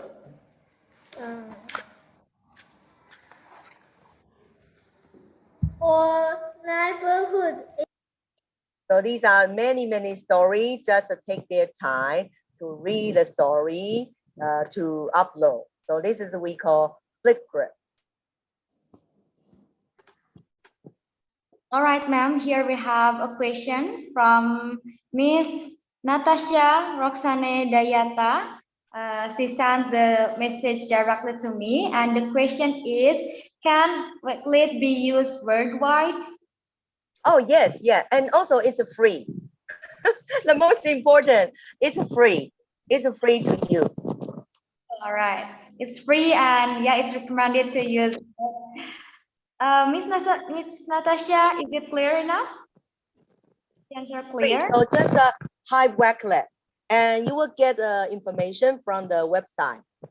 And I think maybe in Indonesia, you also have a community too. So I would suggest, recommend this Wakelet community. It's very great educational resources. It's free. And also, I want to show you that, oh, yeah. They are very supportive. they have a constantly, you know, oh, sorry, you cannot see. They are very supportive community. So they will give professional knowledge. I think actually they doesn't need many, you know, difficult skill. It's very easy, simple to use. Okay, all right. All right, ma'am, here we have another participant that want to ask the question. Here we have Mrs. Anissa Sofarini. Miss Anissa, please. Hello, thank you anyway for the chance, moderator, and nice knowing you, Miss. Thank you for the chance. Actually, yeah. Actually, I am into your presentation when you address the issue about that every student has their own skill and having like multiple intelligence. So actually, in Indonesia, there is also the issue regarding the new curriculum issue about differentiated learning. But my question is how digital storytelling can address differentiated learning itself, especially when it comes to young learners. You know that because in Indonesia there is a big class, there are also like 25 or 30 students in a class, and how as a teacher we accommodate every student's need in relation to digital storytelling. That's my question. Thank you, Ms. May. Yeah, I think I could understand because it's similar to Taiwan. We also got a big classroom. So kids got different ability.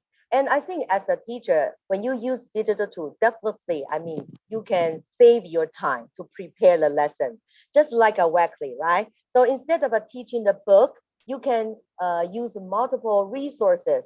I always say that as a teacher, you don't need to doing everything by your own hand. For example, like a Weekly, you can combine the story. For example, you want to tell a story about, you know, the world or desert. So you can quickly to link YouTube. I think there are many with educator with a kind heart. You know, they made many video. So I think it's because we are not earning money from this YouTube. So we just link. So as a Weekly, I think, like you mentioned, your student, they got different, like a different attention focus, right? Using, I think definitely video is a very good way to attract your learner. So story, dancing, and even I found out that there are many quizzes, you know, using the quizzes. So you can definitely attract your student learners' attention. So most of the students, maybe they got different, you know, attention span, right? So I think using digital tool, easy to link this resource. Definitely, as an educator, that will save your time. So you will have more time to take care of your student in the classroom. So I think one of the way I would say digital tool save the educator your preparation. So I think across, you just think about, oh, I need some like a image. So I can link, you know, I can find using Google to find the image. So for example, I want to introduce the traditional dress from Indonesia, right? So I can find a picture. I can even find many stories about hijab, right? So I actually got this link too, you know. So definitely, yeah. And also talking about the different ability, right? So different student. Once you get it, the student can use the digital tool to take your time. And most important, you can extend. You can send the link to your parent at home, so the students still can learn. So I think that would be great that a student can still learn from stepping outside the classroom.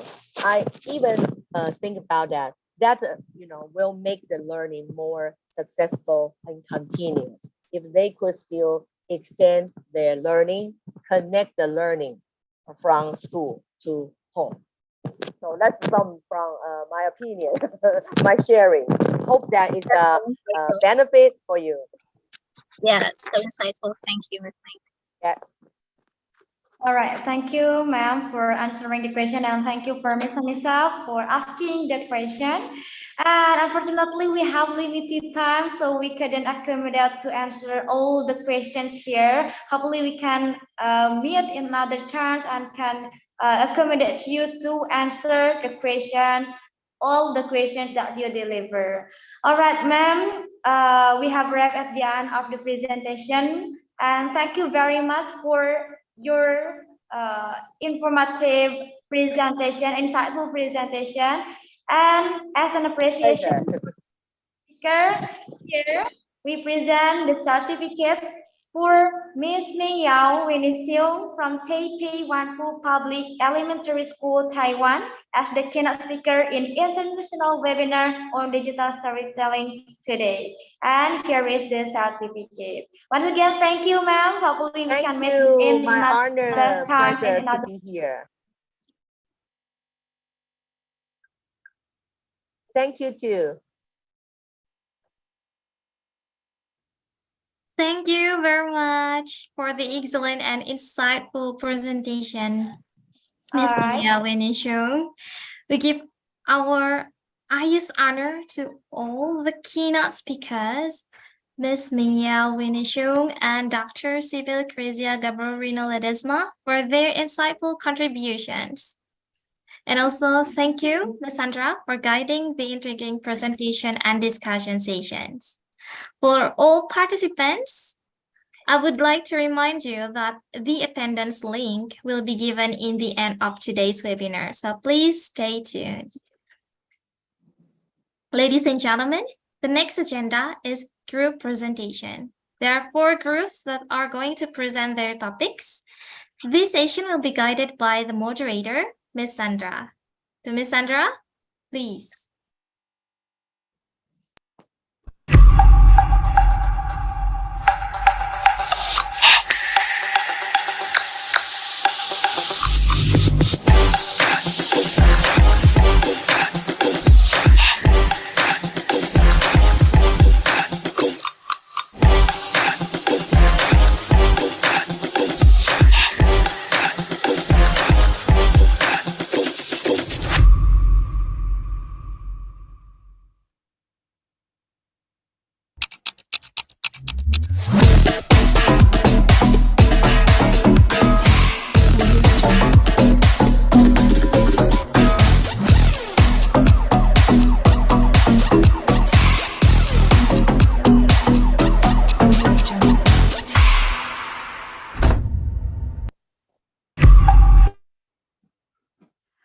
All right, thank you, Ms. Rizka. And ladies and gentlemen, now this is the time for group presentation. In this session, there are 4 groups of presenters. And for the first presenters will be Ms. Erika Fevil Liswanika, Ms. Nazma Akila Asriadi, Ms. Nada Rahmatillah, and Ms. Sofiatun Nisa. So for this group presentation, there will be 2 sessions for each group. The first 25 minutes for presentation and 5 minutes for question and answer session. And the question and answer session will be held after 2 groups finish their presentations. Before starting the presentation, I'd like to reiterate the rule of presentation. The first, each group of presenters will have 25 minutes for presentation. And then every audience can drop the question in the chat box, and please write to which presentation the question is addressed. And at the end of the presentation, I, as the moderator, will read the question to be answered by the speaker. Well, ladies and gentlemen, to begin the presentation, I'd like to invite the first group, Ms. Erika Fevilis Wanika, Ms. Nazma Akila Asriadi, Ms. Nada Rahmatillah, and Ms. Sofiatun Nisa to present their ideas entitled Unlocking the Art of Digital Animation Through Animaker from Siliwangi University. Time is yours.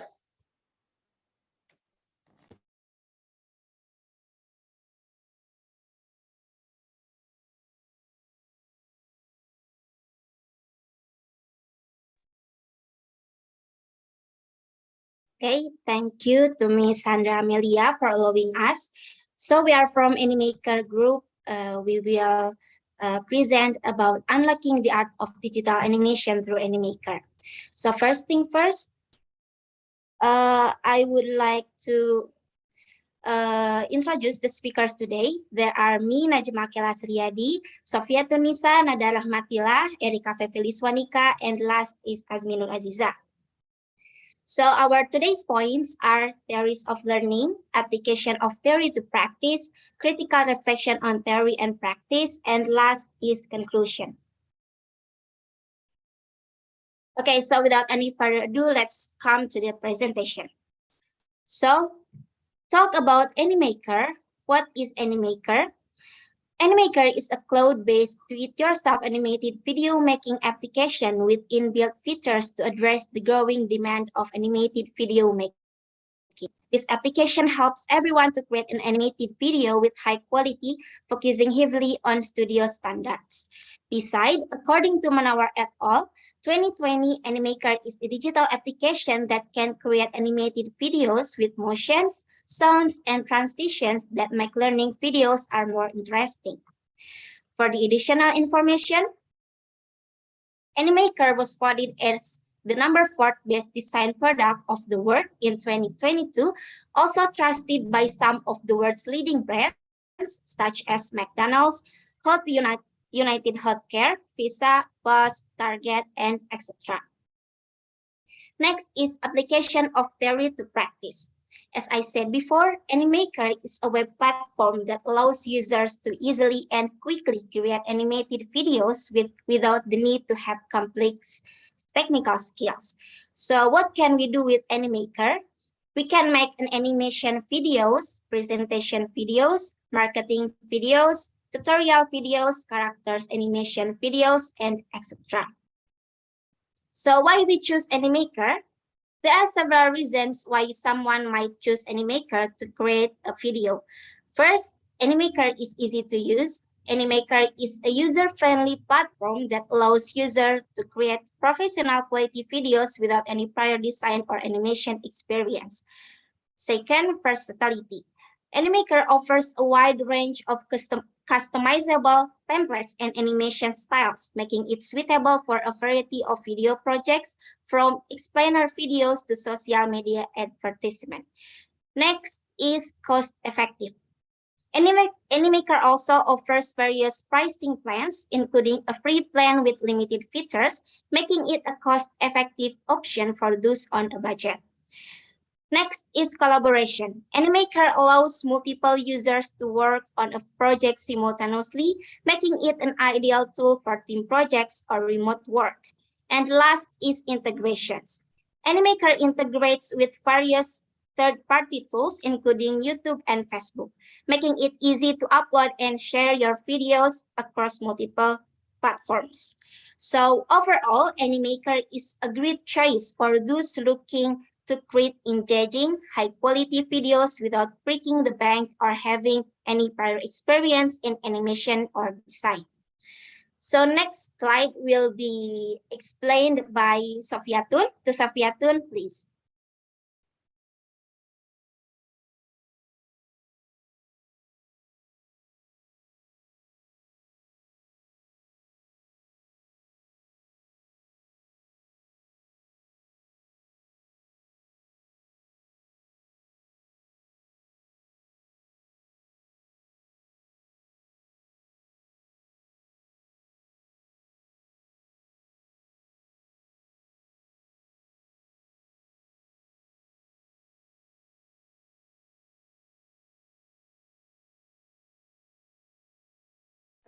I think Sofiatun has a problem with her connection, so I will take this part. So what are the objectives of Animaker? First, Animaker aims to make it easy for anyone to create animated videos, even without prior animation experience.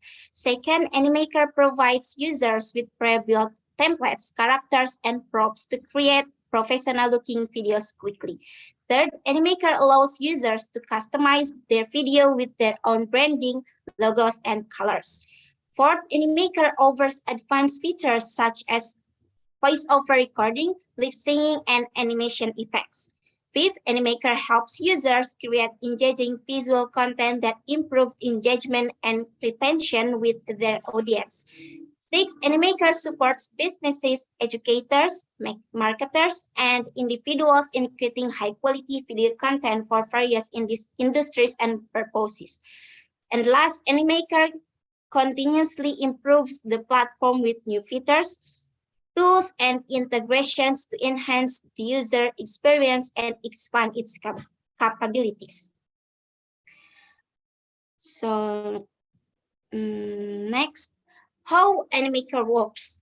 Animaker will work if first have a stable internet connection and compatible website browser, have the necessary hardware and software requirements, and last is have a basic understanding of how to use Animaker.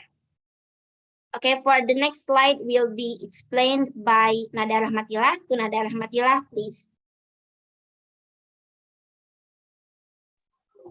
Okay, thank you, Najma. So here I will explain some of the features in the Animaker. The first feature is characters. Animaker has various types of characters that user can choose from, such as human, animal, or fantasy characters. And the second is background. We can choose a background for the animation, be it a static background or a moving one. And the third is object and accessories, or we can say properties. Animaker also provides various objects and accessories such as icons, symbols, tools, and objects that can be used to enrich your animation. Next slide, please.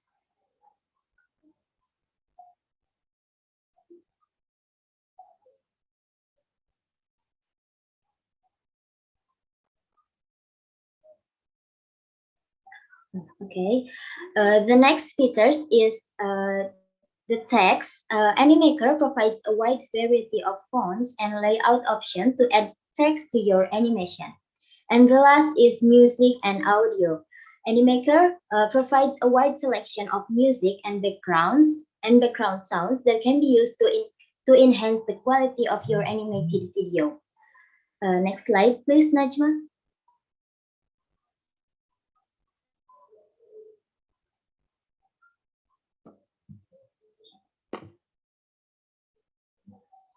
Okay, step by step of making language learning media by using Animaker. So here is a video tutorial made by me that you guys can watch it. And Najma, can you please share the screen, the video tutorial?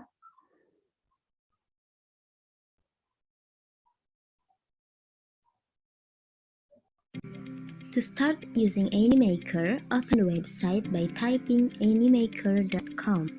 Here, you will need to register first with your email or other details. I will click on the login button since I already have an account.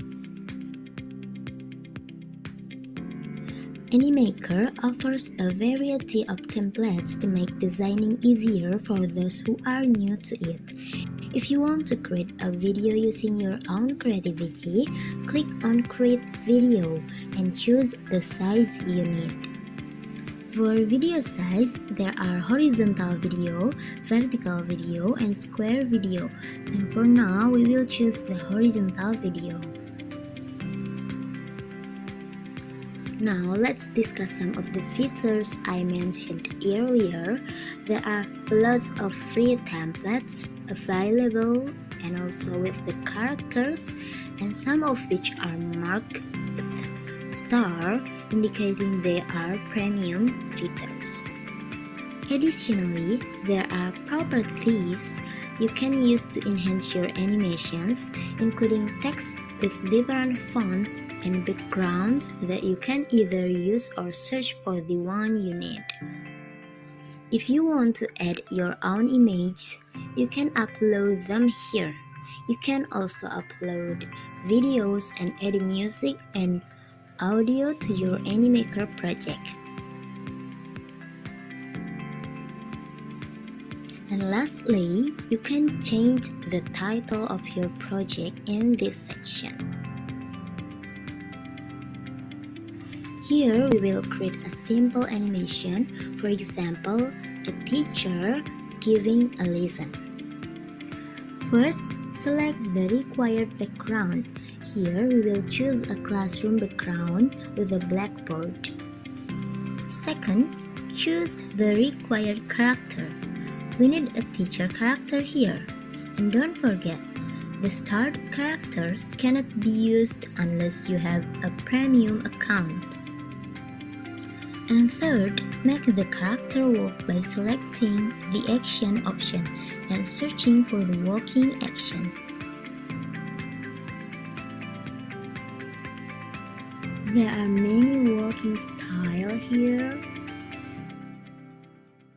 To make the character walk in the side direction, click on the plus action button, select the character, and drag it to where the character stops. You can also change the character's expression. And next, click the plus icon and select the next action of the teacher explaining.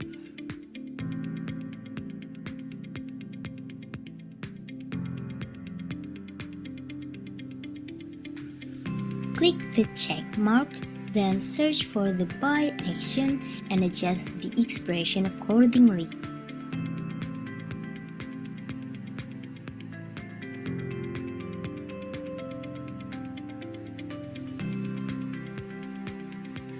For the next action, we will make the character walk to the right. Select the walking action.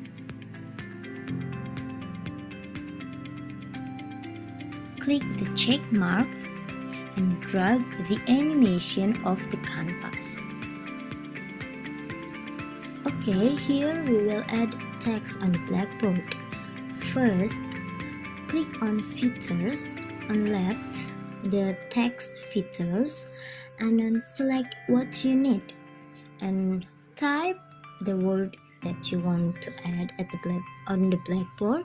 And you can also edit that text, like you can change the color from the black to the white, and then you can also change the font and also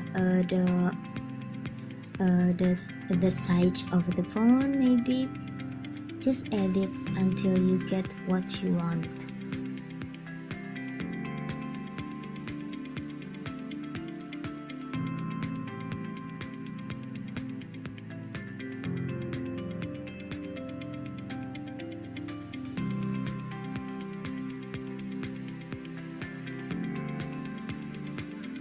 Okay, once everything is complete, adjust the timeline from one action to the next action to make it appear smooth.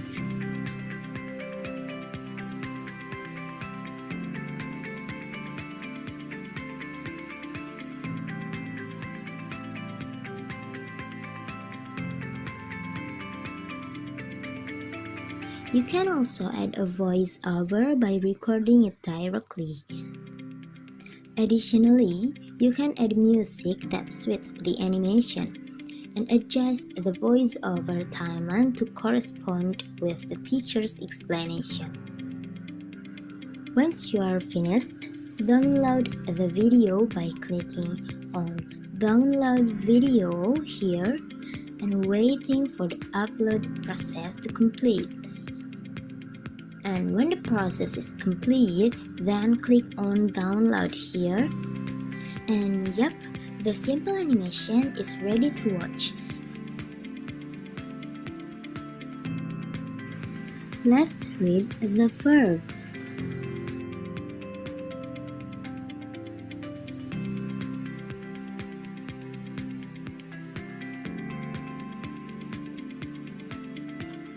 Okay, here is an example of a template animation video by group 2.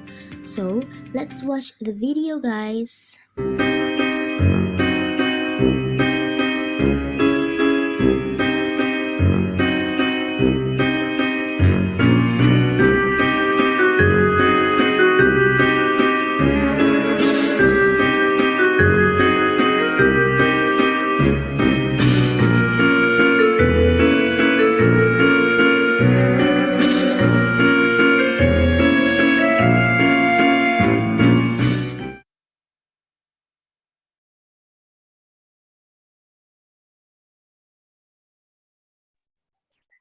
Okay, I think that's all for me. Thank you. For the next part will be delivered by Erika.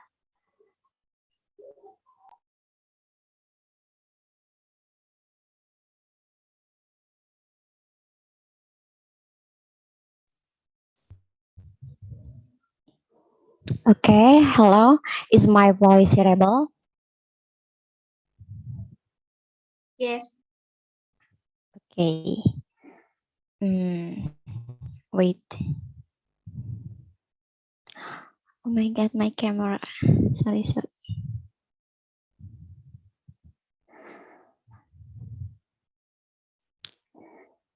Okay, let's move to. I'm sorry. Thank you for giving the time and opportunity to deliver the material. Let's move to critical reflection on theory and practice. Any maker, like any other platforms, has got pros and cons. Okay, let's start from the advantages of the tool.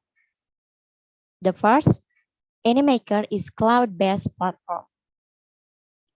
It means that you don't need to install the software. All you need is to create an account with the platform, log in, and start your project. This implies that you can access your project from anywhere. The second, AnyMaker easy to use interface. AnyMaker uses the drag and drops technique in the user interface. The interface is quite intuitive and easy to use, making it newbie friendly. And the third, creative and easily customizable templates.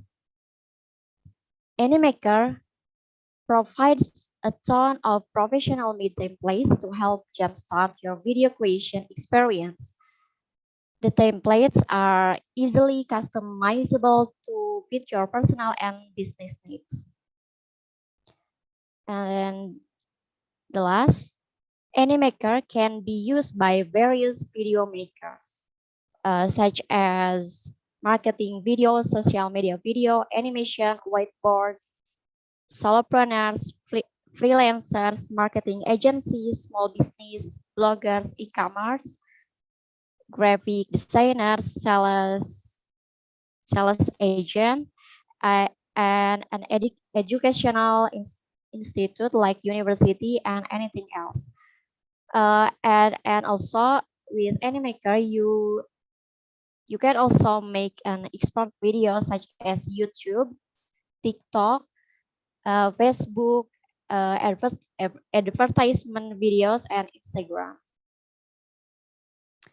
Okay, let's move to these advantages of the tool. Next slide, please.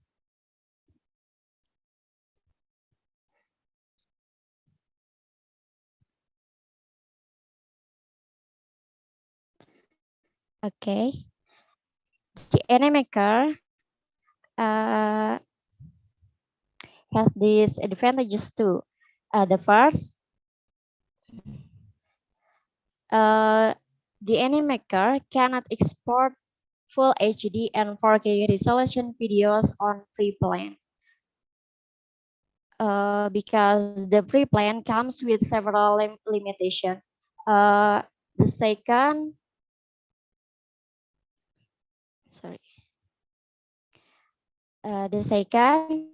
the free plan comes with watermarks on your exported videos.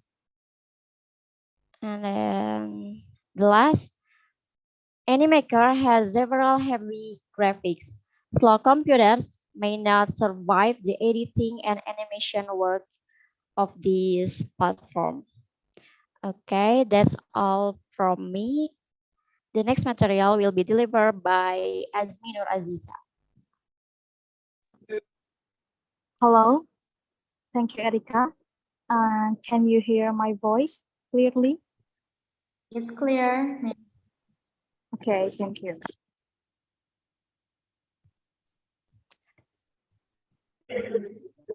The next material from me is critical reflection and conclusion. The first one is critical reflection. The question is, how does it support language learning? We conclude there are so many ways teachers can enhance students' learning with Animaker. Animaker has been widely used by language learners because it provides features in various languages. Animaker facilitates creative learning that encourage creativity, collaboration, making media, poster, presentation, and digital storytelling. Okay, next slide, please.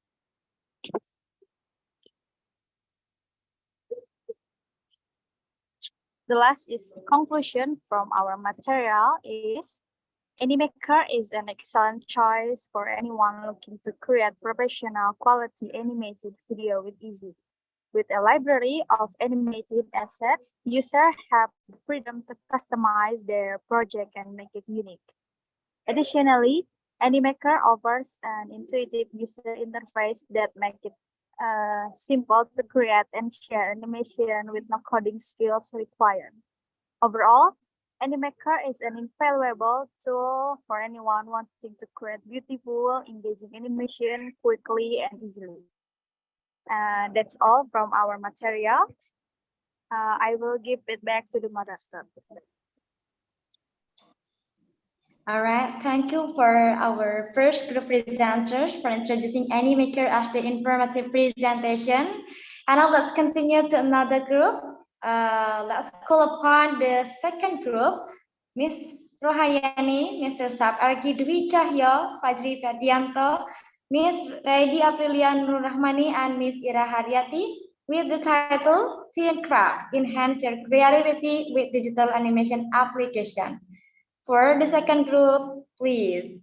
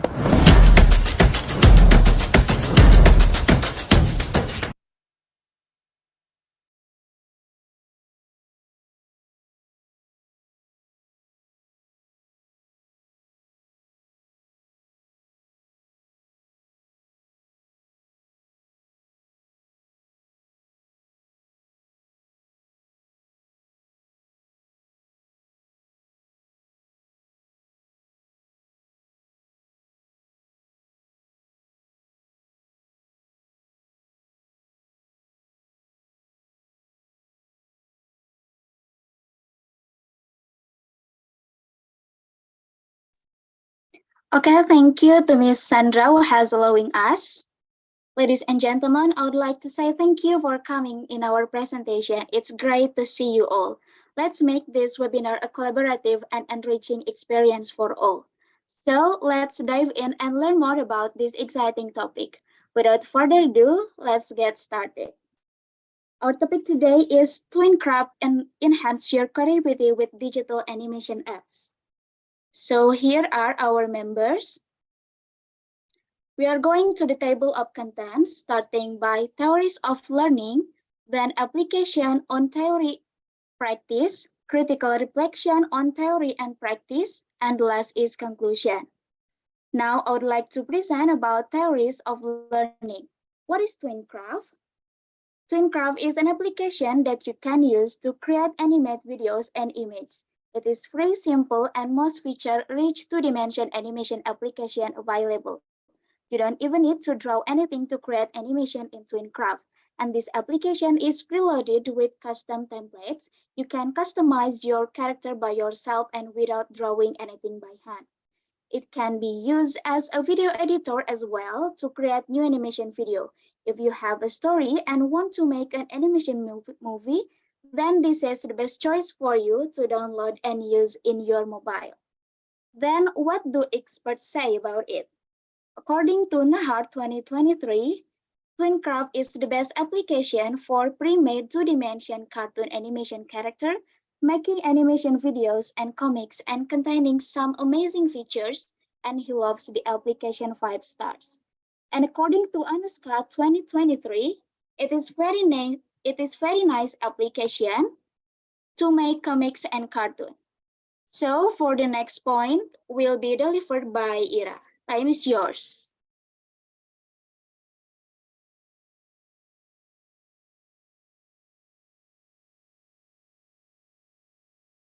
This next slide, Rida. Okay, thank you, Rida. I want to continue the material, so I want to explain about what is the application or tool. TwinCraft is an online platform where users can create and edit their video content. There are various tools and features. The first, creative videos and character design. Second, choose a background and thread, add effect, and so on. The app is designed to be user-friendly and accessible to people of all age and skill levels.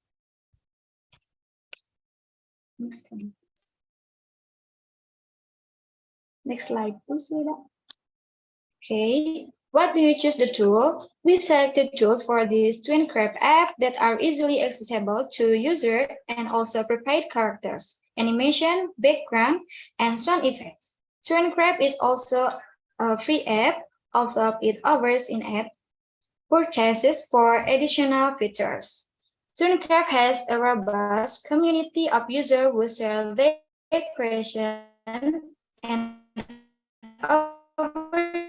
feedback and support to one another, a variety of formats, and share them on social media platforms or other channels. Thank you, and the next material can be delivered by Asep.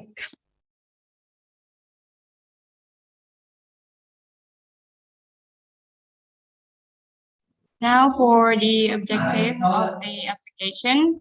Number one, TwinCraft provides an easy-to-use tool for creating high-quality animation.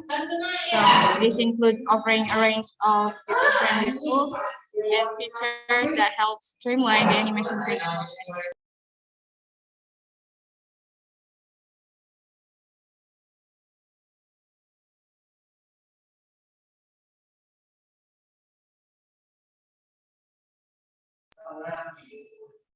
Number two, help animators create engaging and compelling visual story. Number three, offer a range of features to create animation from scratch or use pre-existing templates. This includes tools for creating motion paths, keyframe motion,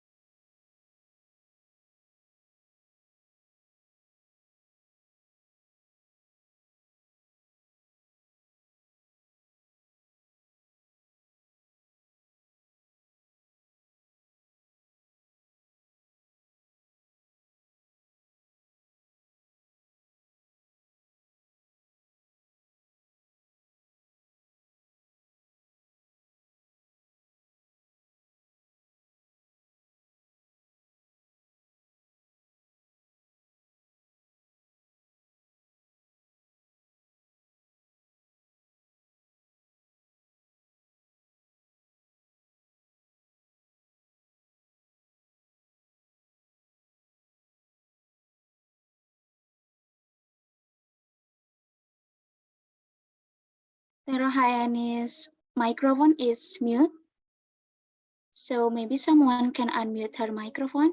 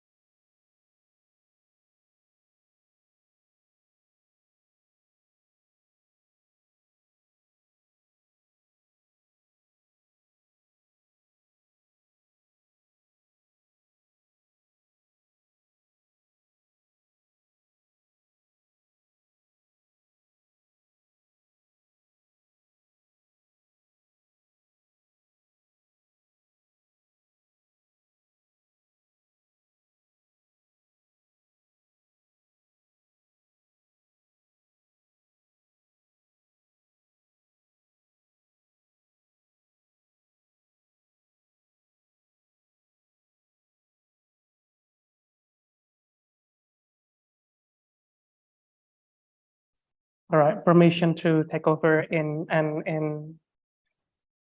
3, 2, 1. Okay, guys, something wrong?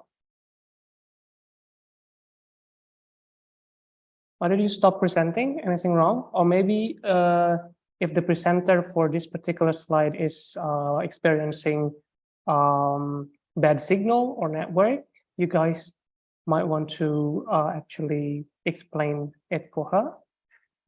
So back up the explanations, please. Thank you very much.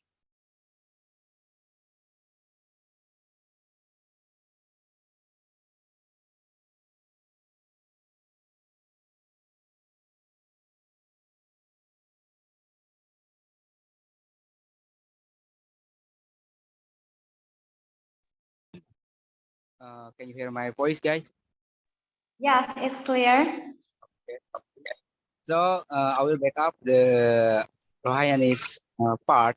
So how it works for the application called TwinPrep. First, user can import images, audio, and video files. The second tool for creating animation include motion path, keyframe, animation, and timeline editing. Third includes a library of pre-built animation and assets. And the last is user-friendly and intuitive interface. Next slide, please. And here is maybe the interface of this application. And then next we will share about the tutorial or how to use the apps called TwinPrep.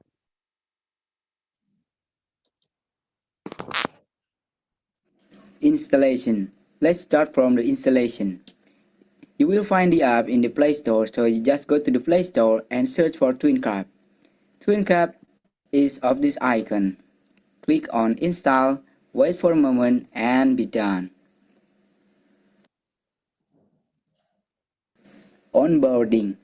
Now I'm going to take you up walkthrough through the entire onboarding process. Launch the app. On the first launch, we will greet it by the language section page. You can select your favorite language here, and app will be converted in the same language that you will select here. You can change this language anytime from the setting menu. Press down and wait for a moment. Now we are inside the application. This is a feed page. This page will show various types of content that are created by other TwinPrep users. There are a total of 4 tabs. First one is feed tab for browsing content. Second tab is for upcoming challenges. Middle button is to create your story.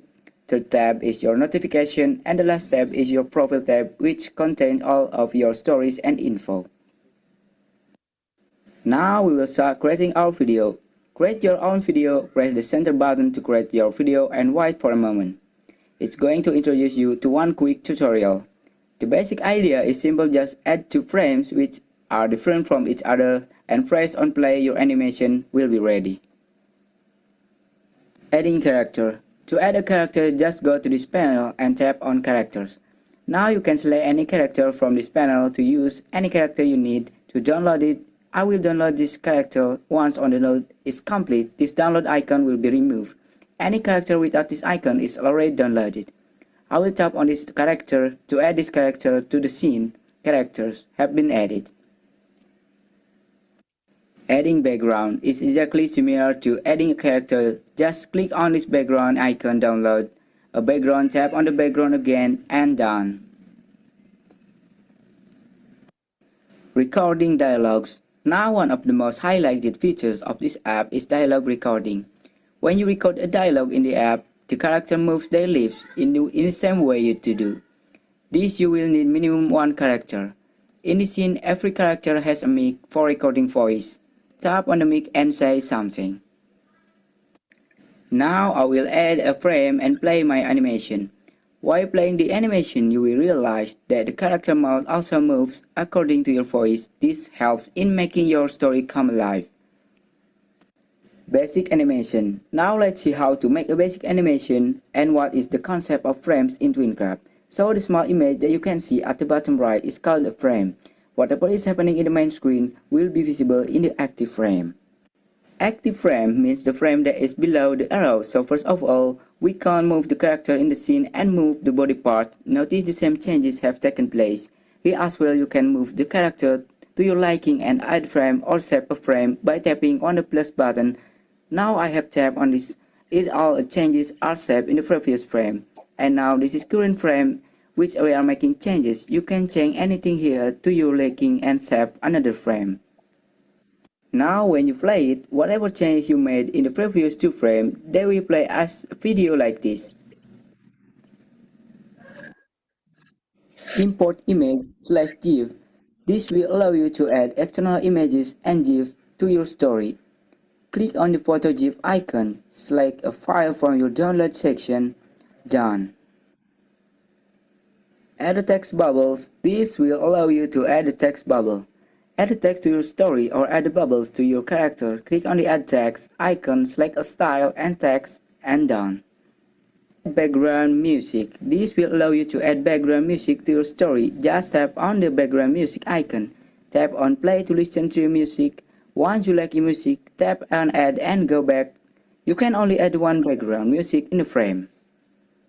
Add sound effect. This is very similar to background music. These are sound effects that you can add to your story at specific point. Just tap on the sound effect icon. Tap on play to listen to the sound. Once you like a sound, tap on add and go back. You can only add one sound effect in a frame. Frame options. Frame options allow you to change property of a frame. Tap on a frame and you will see frame option menu. You can change speed of the frame by sliding the slider left or right. You can delete a frame, you can copy a frame and paste it. Anywhere you want, you can change how a camera behaves when you move or zoom the camera. Character option lets you change moods and properties of the characters. Tap on the character to see character option. You can change your character's mood.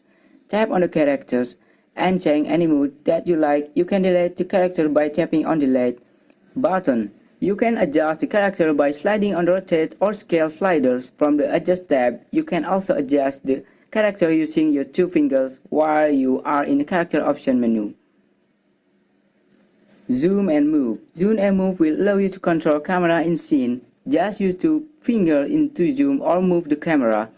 Undo. You can press the undo button wherever you don't like something that you have done. Create custom characters. One of the most requested features was custom character, and here it is. You can create your own character. Through this feature, tap on the character icon.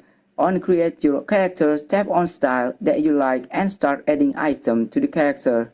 Once you are satisfied with the character, give a name and save the character. You can use the character in your story anytime you like.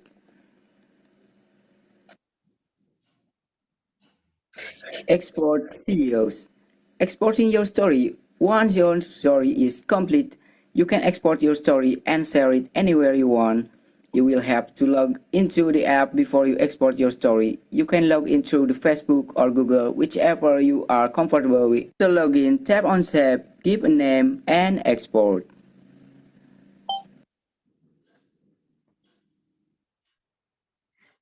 All right, group through. I'm so sorry. We have limited time, so we need to stop.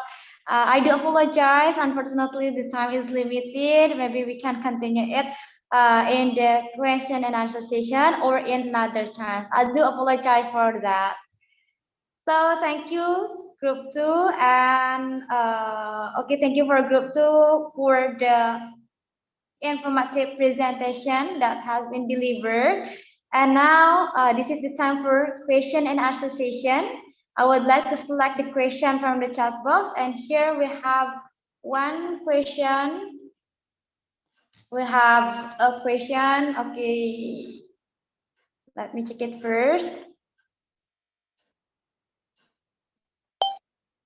All right, here we have the question from Mr. Dedi Kurniawan. Oh, this question is addressed to the first group. It's about Animaker. The question is, in using Animaker, how to deal with different cultural constraints and different age ranges. All right, for the first group, please answer the question.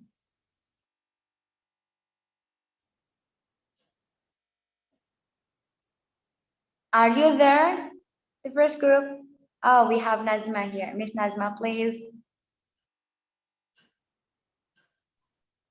All right. May I answer the question? Sure, please. Okay.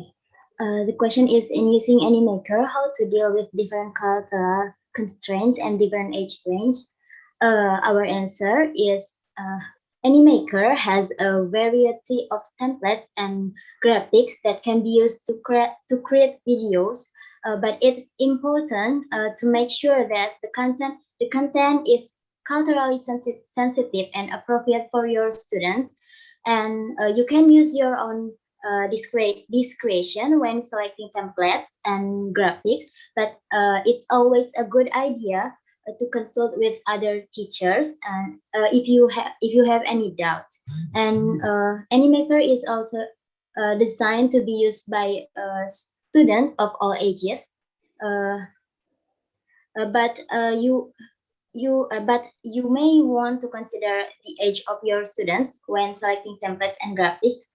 For example, some templates may be too childish for older students, while others may be too complex for younger students. And you can use your own judgment when selecting templates, but it's always a good idea to preview the content before showing it to your student. I think that's all for me. Maybe others members want to add my answer, please. May I add the answer, please? All right, please, Miss Nazma. Okay, I want to add.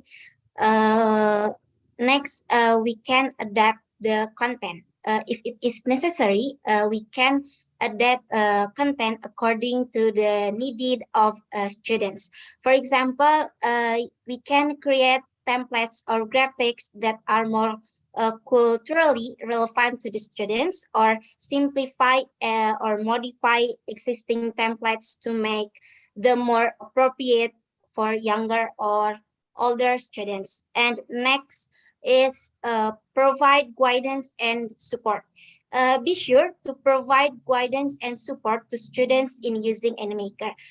This could include providing tutorials or step-by-step guides on using the Animaker software, as well as providing feedback and guidance on student-created video content.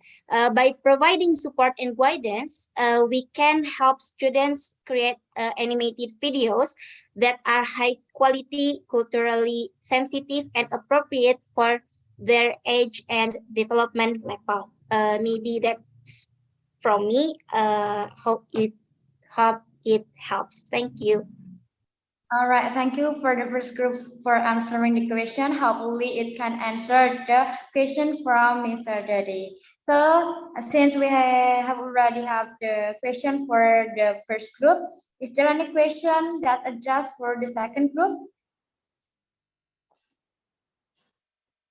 Oh, Mr. Devi response is here. For example, Nada for other audience is a different culture.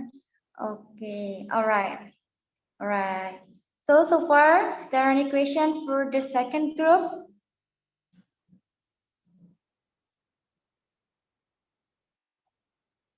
All right, is it clear enough?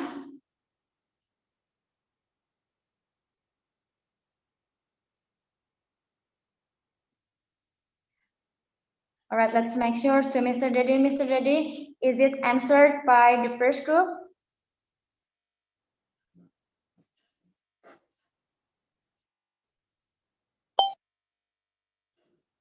Oh, here we have another follow-up question. All right, how to handle those? For example, Nada, for all their audience, has a different culture. How to handle those? The first group, please.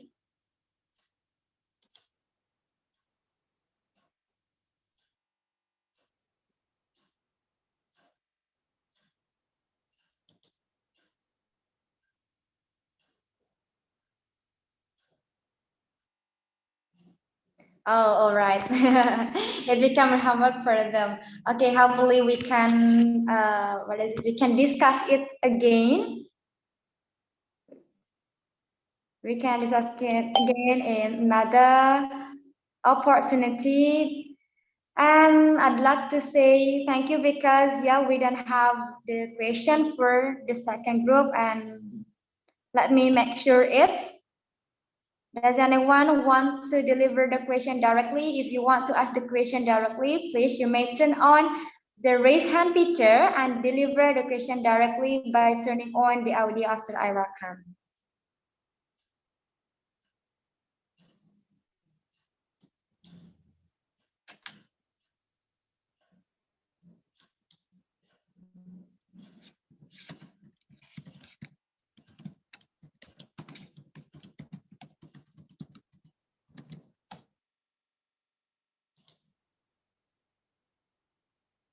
All right, since it's already clear, so I'd like to say thank you for the first group and the second group who have delivered the presentation very well, very insightful, and help us to know the tools more about digital storytelling. And now, before going to the next presenters, we have break time while watching the video. Here we have the video, and happy watching.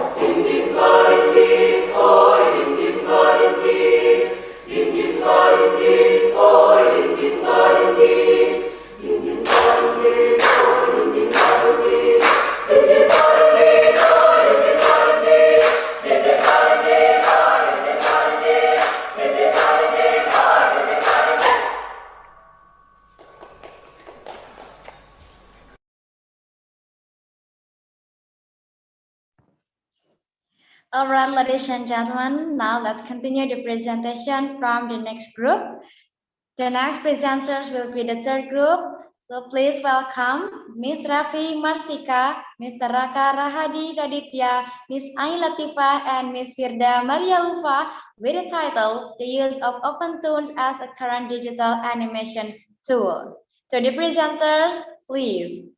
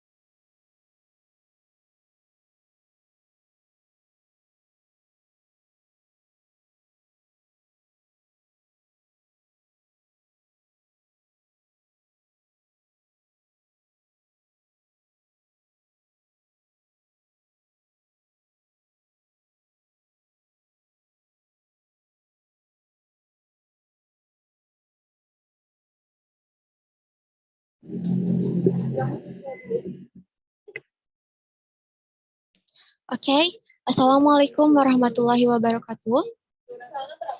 I'm from group 10, group 9, as the first presenter, and our material is the use of open tools as a current digital animation story. This is our member group. It's me, Repi Mariska, and then Raka. And this is our outline. The first is theories of learning, and then application of theory to practice, critical reflection on theory and practice, and the last is conclusion. Let's do first material. The first material is about what is OpenTools. OpenTools is 2D animation software program. The best application is the current managed by Guangzhou as the open source software under the name OpenTools. Based on software tools developed by Digitalized SPA in Italy, OpenTools has been customized by Studio Ghibli. I believe some you all know what is the Studio Ghibli. And this is used for creation of its works for many years. Guangzhou has launched the OpenTools project in cooperation with Digital Video and Studio Ghibli. Next slide. And this is OpenTools according to expert. According to OpenTools 2019, OpenTools is a free animation software with the merit of the being used by Studio Ghibli.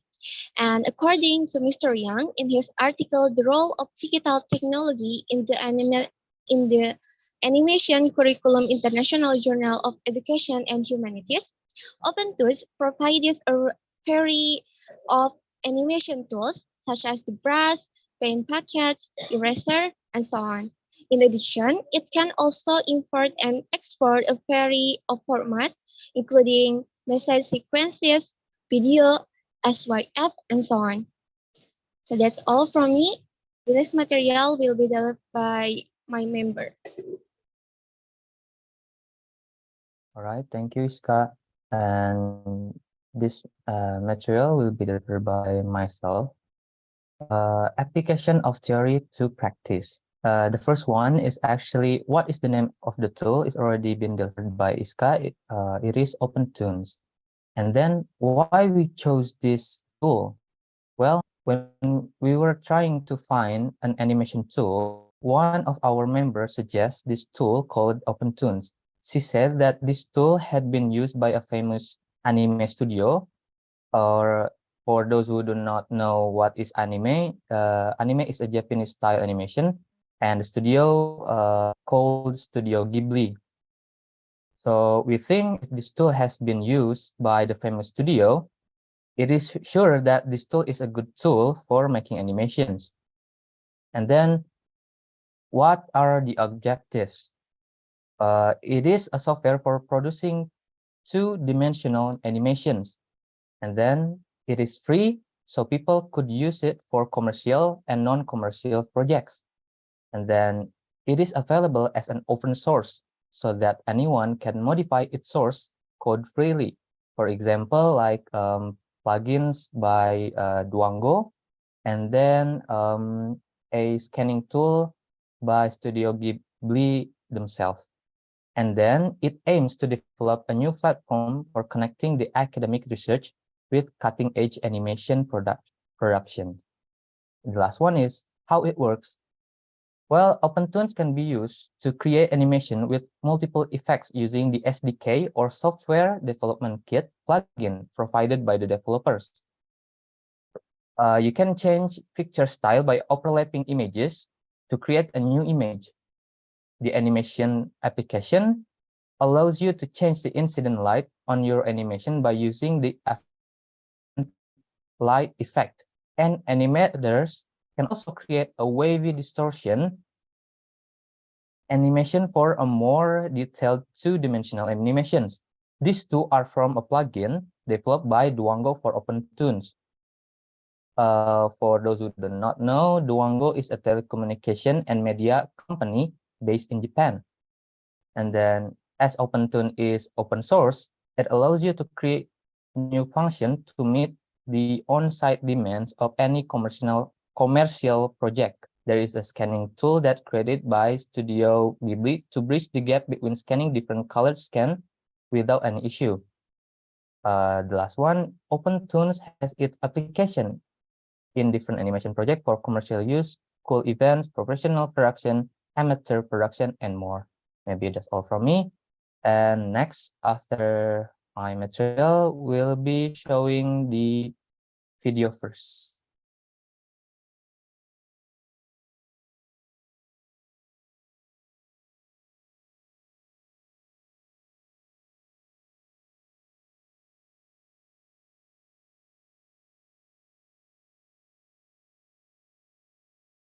Hello everyone, here I will explain about application that our group. I'm sorry, is there the audio? Yes, it is. Right. Hello everyone, here I will explain about application that our group choose. First, they open the application after downloading, and then will be a show like this in the Vikram. And for the example here, I'm write group 9 in scan name. After that, I put the file in my computer in this file. So after that, I increase new folder. And then I click the new folder. Rename the new folder. The example here, group 9. I write group 9. And don't forget delete the original files. Rename. And then click the group 9 file. And after that, choose. And before continue to the next editing, we will manage the camera size. And here I choose this size for my computer. And after that, the units, I choose the cm. And then create scan. After that, after the finish, that file is will be save our editing directly. Here, I will explain about this application. This application, I think, same with another application. Beside over here, there is many tools that managing for editing, and then in the corner of here, there is drawing, clean up, create, ink pen, animation, and the other else. Here, in the corner of here is the benefits for managing the timeline. And off over here, corner over here, of the tools, there is file, edit, scan, and clean up, label, exit, kills, play, render, and the other else. The function same, I think, like another application editing. Maybe that's all what I can explain about this application.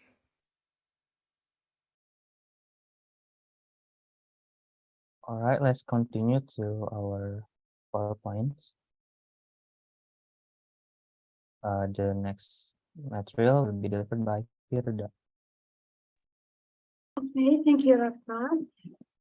As already known before, that OpenTool is very usable in this area and in this era, as well as in the field of education. OpenTool can act as also learning media. This can be proven that a student will find it easier to learn language using animation than learning with books. The following are some steps in creating OpenTool as a language learning media. The first is production workflow. There are interface and overview.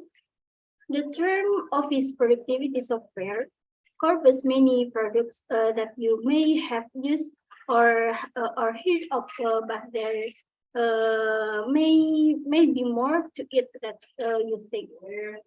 Despite some hiccups and other reasons, their OpenTool is still extremely powerful for additional 2D animation, given that it's open source.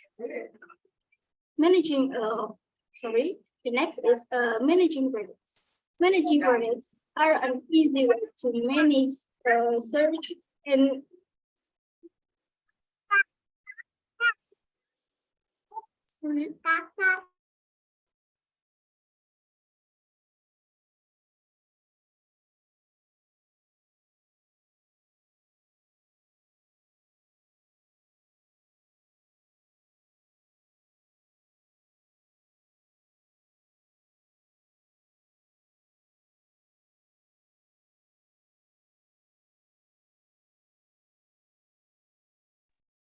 I will continue.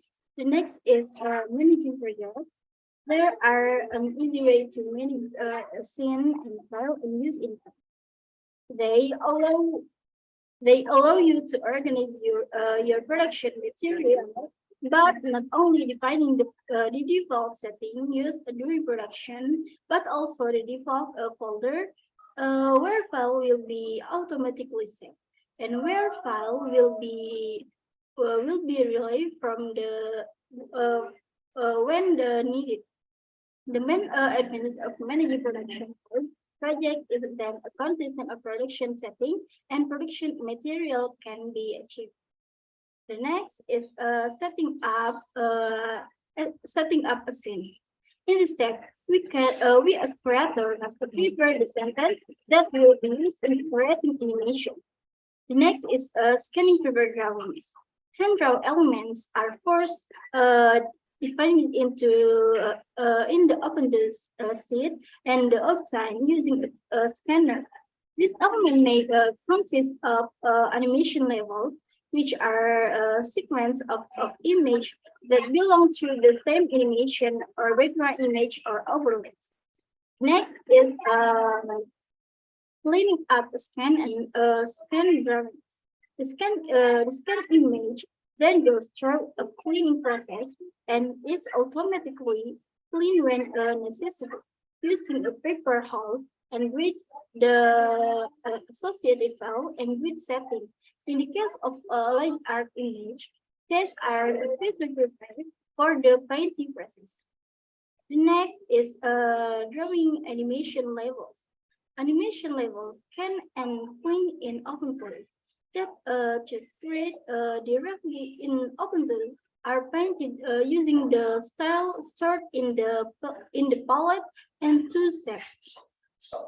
Next is editing animation levels. All OpenTools paint level and image are exposed in the sheet where the timing of the scenes elements can be controlled. Image animation clips from third-party software can also be loaded.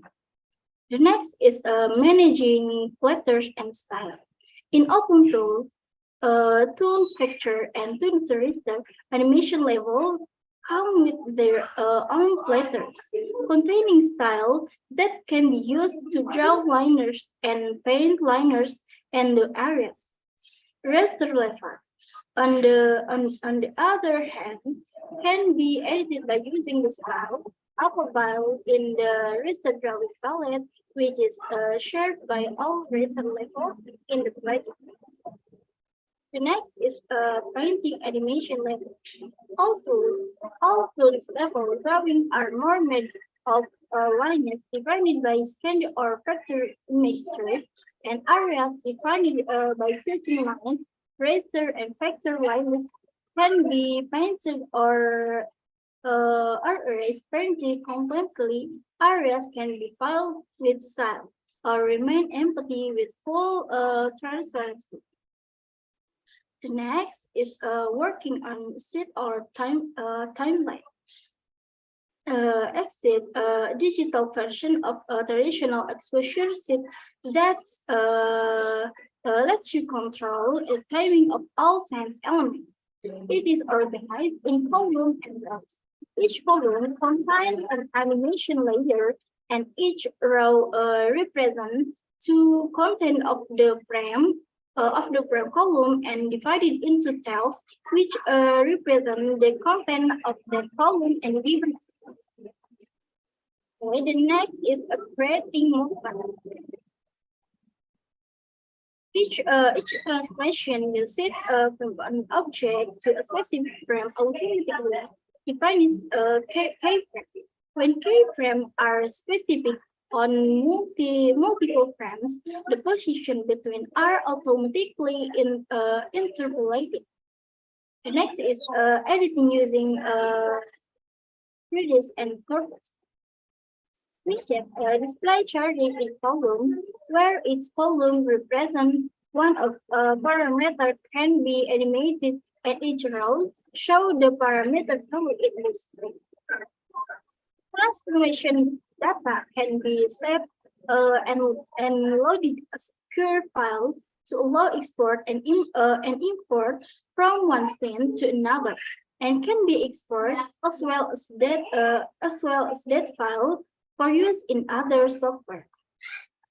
The next is creating a pop-up animation.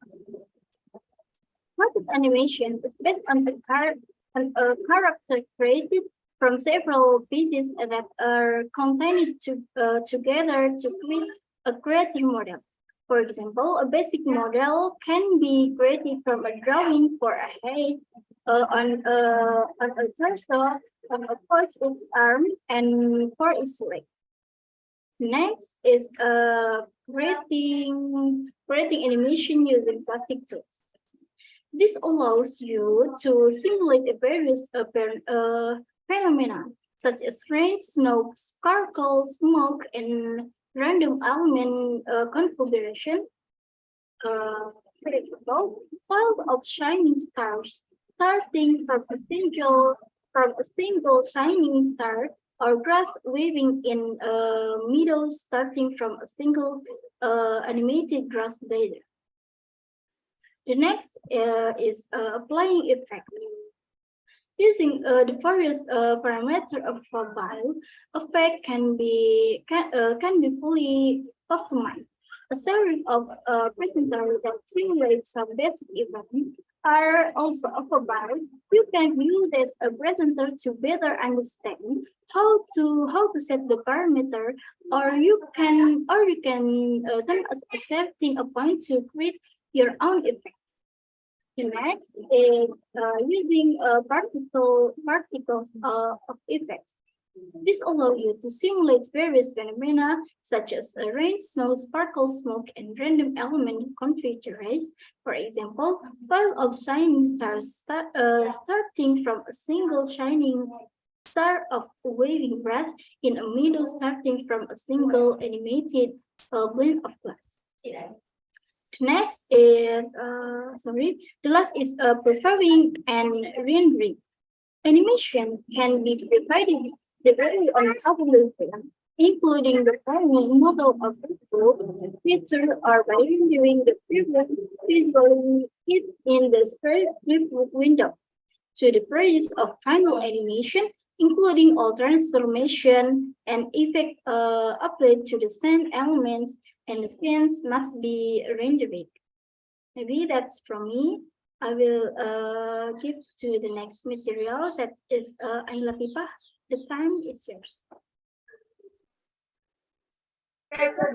Okay, thank you for that.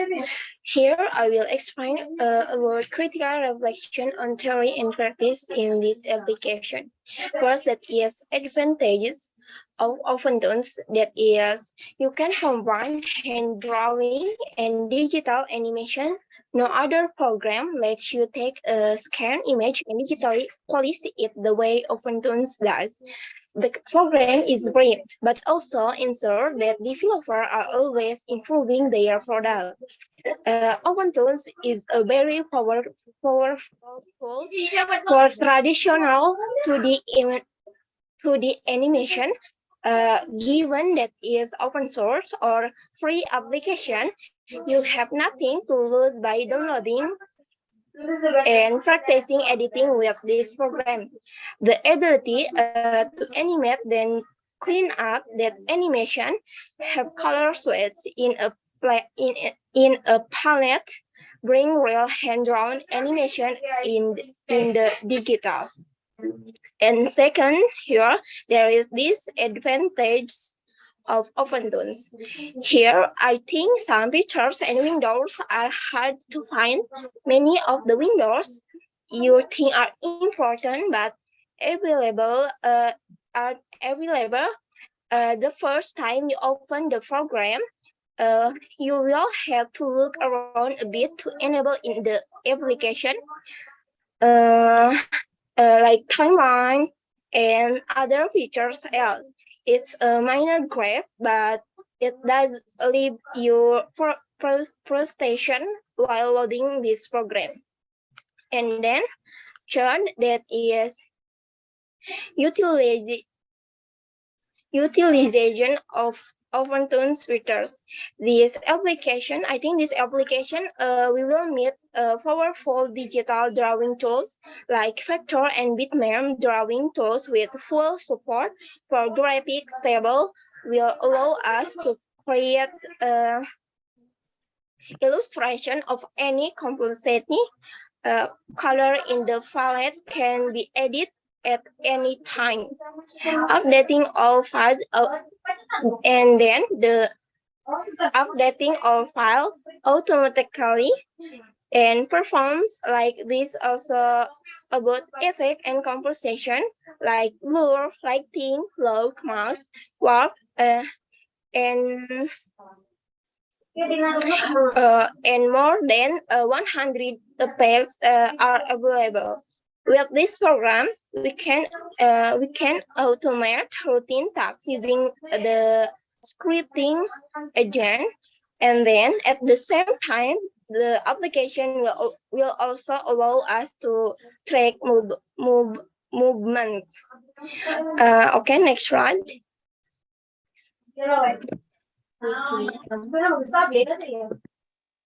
Sorry. Here, I need to stop it because time, unfortunately.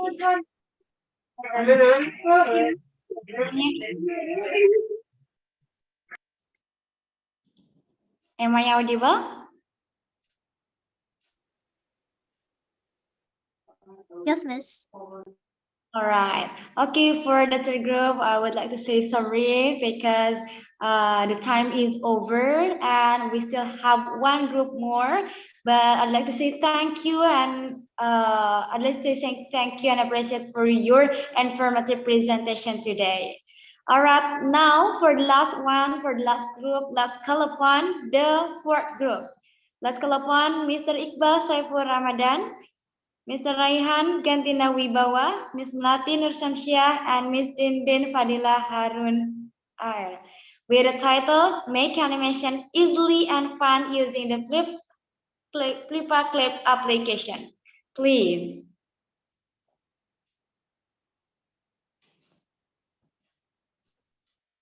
All right, give us a second because my team is preparing the PowerPoint.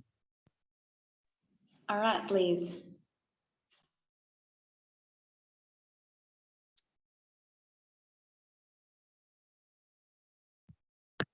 All right, here we go. So good afternoon, ladies and gentlemen.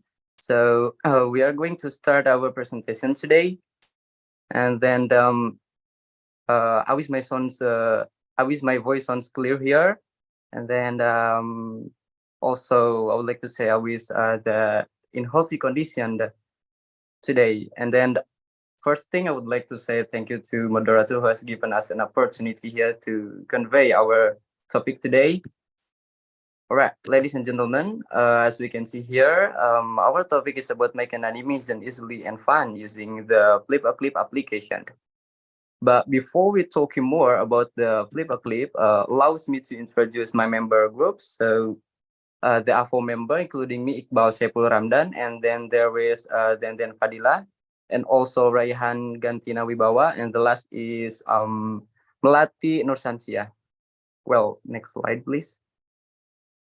All right. Today's menu is there are 4 points about the content. There is theories of learning. In this part, we are going to talking about what is Flip a Clip and also how do experts explain that. And then the second point is about application of theory to practice. This part we are going to discuss about what is Flip a Clip and then why we choose that. And then the objective of the application and how it works, and also step by step of making language learning media using this application. And then the third point is critical reflection on theory of practice. This part is discuss about advantages and also disadvantages, and then how this application support the language learning. All right, next slide, please. Well, ladies and gentlemen, this is the first topic, that is theories of learning.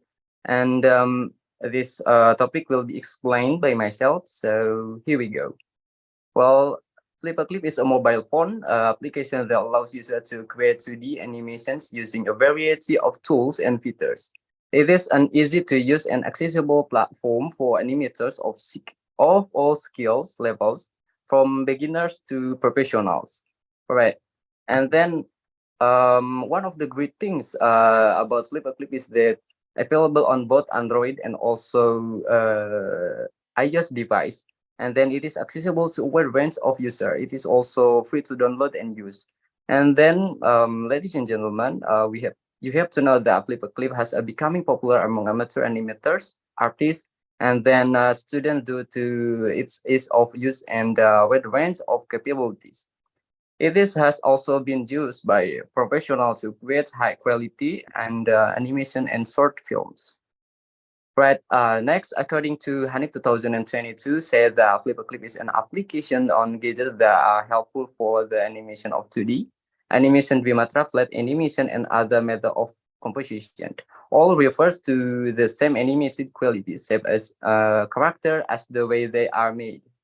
And then, in addition, according to Cahyani 2020 and 20, she explained that Flip a Clip is an animated medium containing a set of pictures that have been processed in such a way as to produce a movement and to equip with an audio that's having a live impression and learning message. Right, ladies and gentlemen, overall, Flip a Clip is a powerful tool for anyone interested in animation, whether as a hobby or profession. Its accessibility and user-friendly interface make it a great choice for individuals looking to expand their creativity and skill in the fields of animation.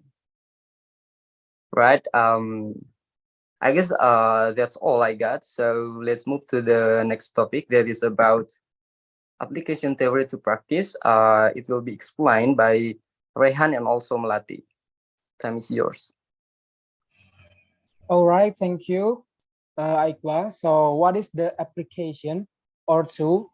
So as Aikla explained earlier, is that Flip a Clip is a digital animation app that allows users to create and edit their own animated videos, cartoons, and GIFs.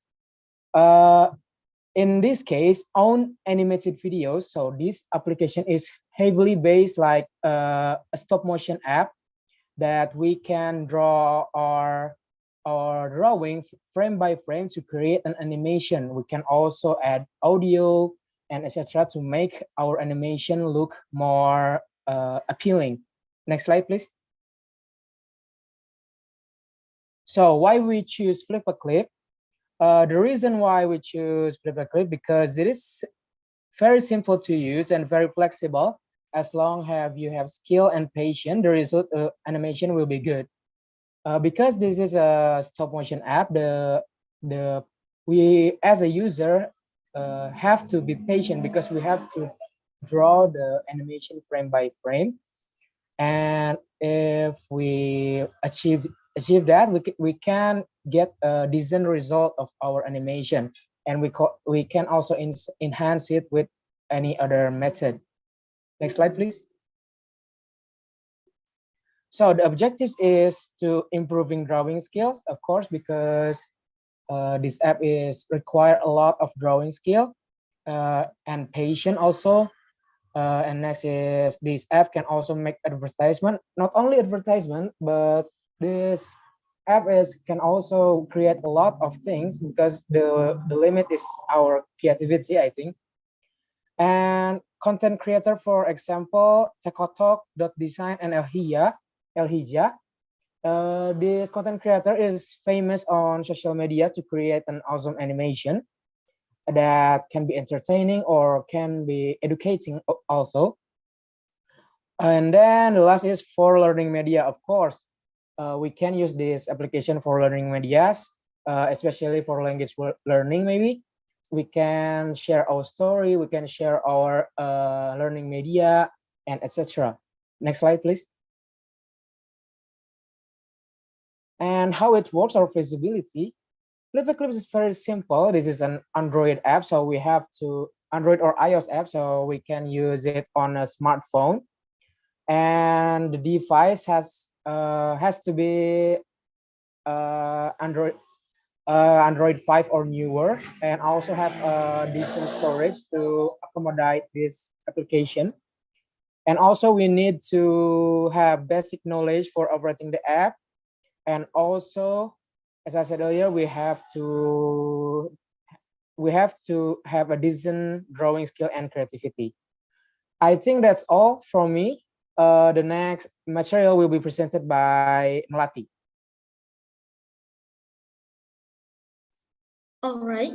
Thank you, Raihan. I will continue the discussion regarding the features and function of the Flipperclip application. And this is the initial appearance of the Flipperclip application. And when you first open this application, you will find two videos. And this video is an example of the result of making an animation provided by this application. And when you are going to make your animation, click the plus icon below on this menu.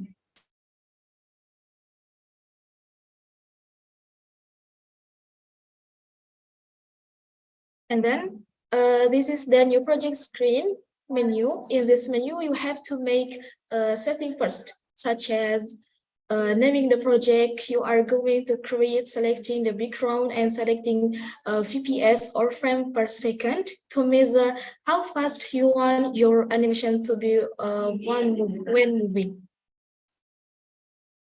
And the next feature is the main menu, which allows you to draw to or create the animation you want. There are lots of tools that you can use on this menu.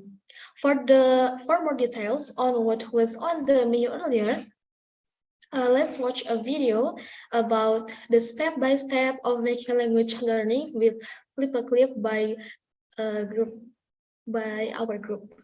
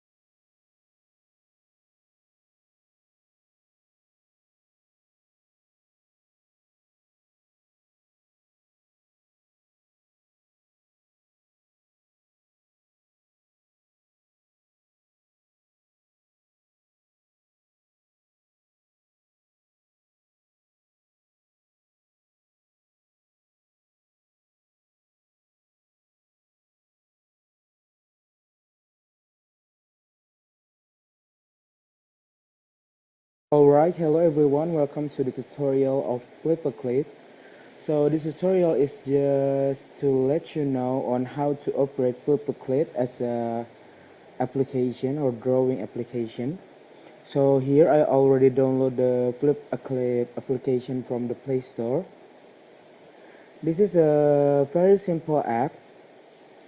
Flipperclip is heavily influence on how you draw, because this is like a stop motion app that really rely on your drawing skill, a frame by frame drawing app.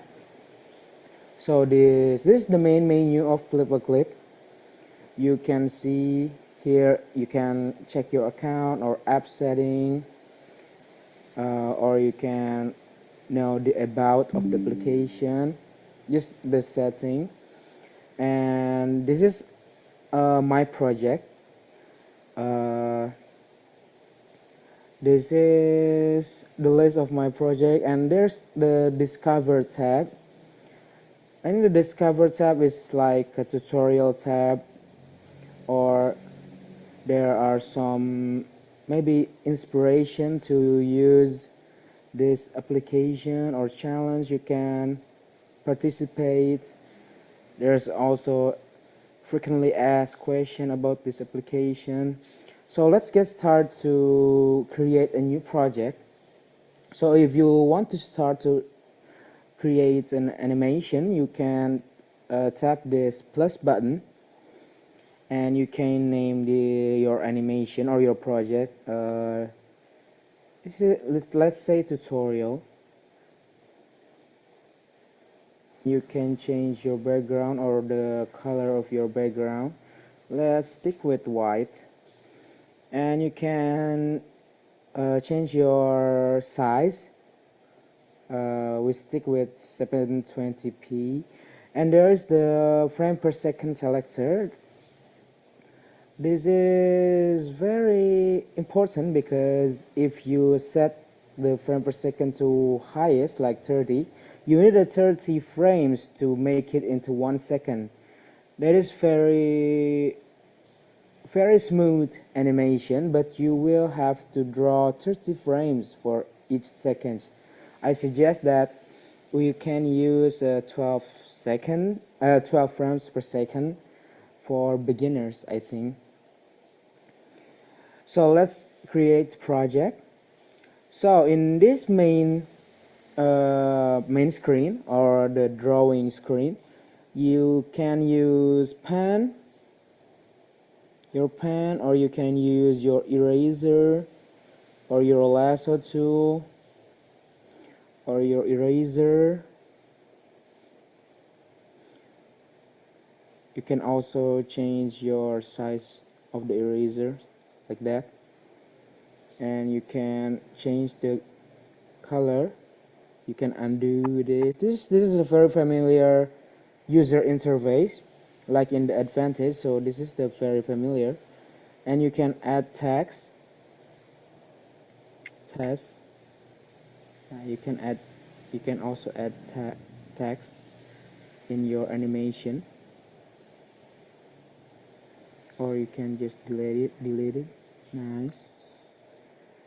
So this is the timeline. So this is the frame by frame. This time I got 5 frames. So if you want to create an animation, you have to draw every single frame. So let's see if I want to make my character move. I really bad at drawing, so this is just some tutorial. This is just some techniques can use. You can also make it smoother by drawing it more frequently or more frame. Just like that. This is a very poor animation, but you get the point. Sorry, there's the disadvantage there are ads in this app. And yeah, I think that's all I can show you. You can also add some image or video, just whatever you like.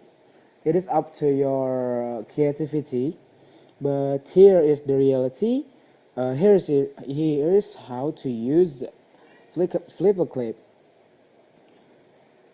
And maybe if you want to see some example like this one, this is some example. This is the example from Flipper Clip actually. You can create something like this just with your own imagination, I think. I think that's all I can show you. Thank you for your attention.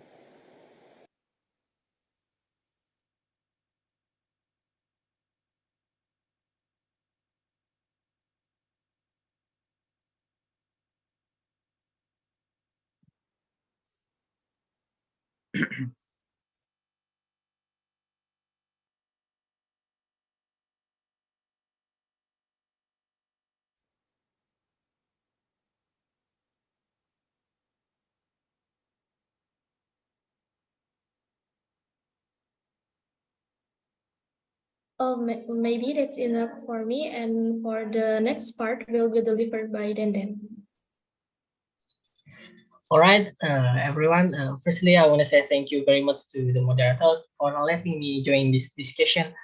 And also, I want to explain about the advantage and also disadvantage from this application. So the first is user-friendly. What does it mean? So user-friendly is this application is very easy to use. include the features, and all of thing in this application is easy and simple to use. You know, in the Photoshop application is have many features, right? But it's very complicated to use. Like you have to training first to using the Photoshop application. But in this application, in the Flippaclip application, you can just open this application and you can run this application easily. You know, like you don't need to training first, just open the application, download the application, and you will know how this application works like that. And then next is complete features.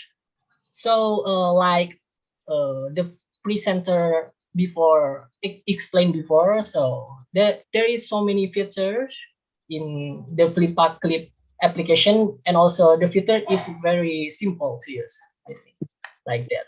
And the third is AdSense free. So if you want, so the application is not have AdSense, but if you turn on your data to the internet, it will be AdSense in there. So you have to turn off your data to the internet like that. And number 4 is high quality. Yeah, like the presenter, the feature and the many features is very high and very good quality and very clear. Like it's depend to our, you know, it's depend to our skill, to our drawing skill like that. And number 5 is flexible. So this application is very flexible, so can work with various devices on iOS and also Android like that. Actually, this application is also can work in PC, but you have to download the emulated for support this application to run in our PC like that. So next slide, please. All right. Next is disadvantage. What is that? So this application is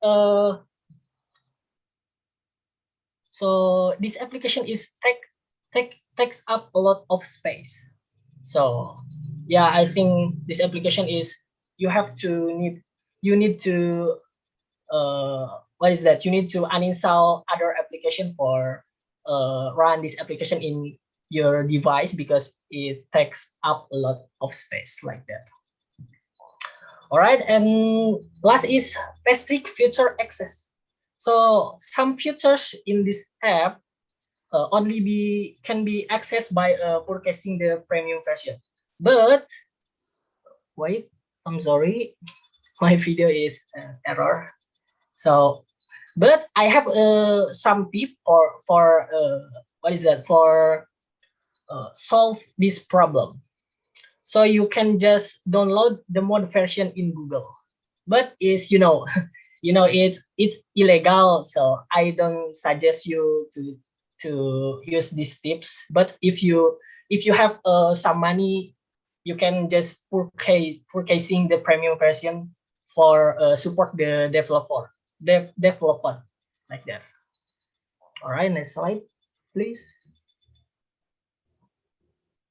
All right, next is how does Flippaclip support language learning? Like I said before, so the Flippaclip animation is very increasing our creativity and also our critical thinking, because it's depend to our what's that? It's depend to our skill, our drawing skill to maximizing this application, right? So the teacher and also the student have to have to learning to drawing and also improving our drawing skill to maximizing this application like that. All right, next slide, please. All right. Well, in the conclusion, Flip-a-Clip is a frame-by-frame drawing application that very relying on user drawing skill. That means that the use of this app is unlimited. Yeah, like I said before, it depends to our drawing skill. So it can be bad or it can be good. It depends to our drawing skill like that. Beside all of the advantage and disadvantage of Flip-a-Clip, teacher can use this app to enhance language learning by creating some creative content or animation project. Yeah, because this Flip-a-Clip animation is also can produce like some content creator or content or animation project like that. All right, maybe that's all from me. I'll give back to the moderator. Thank you. All right. What a great explanation. Thank you to Raihan and also Melati and then for explanation your topic. That bring us to the end of the presentation. And ladies and gentlemen, thank you for listening and also for your great attention. May all thus we have deliver be beneficial for us. Thank you very much.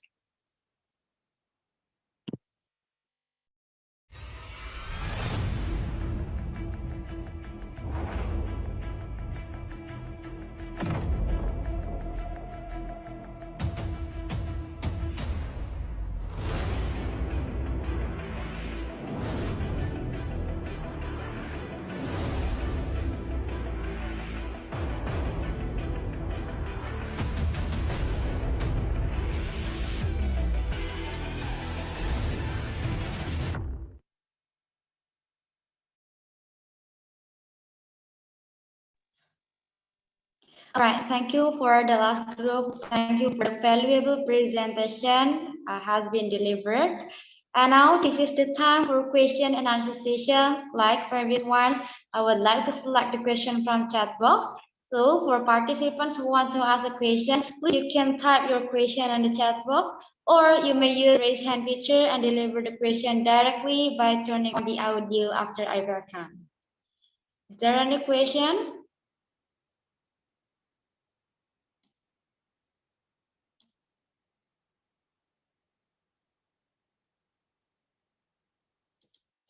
Once again, please, you can type your question or use the raise hand feature.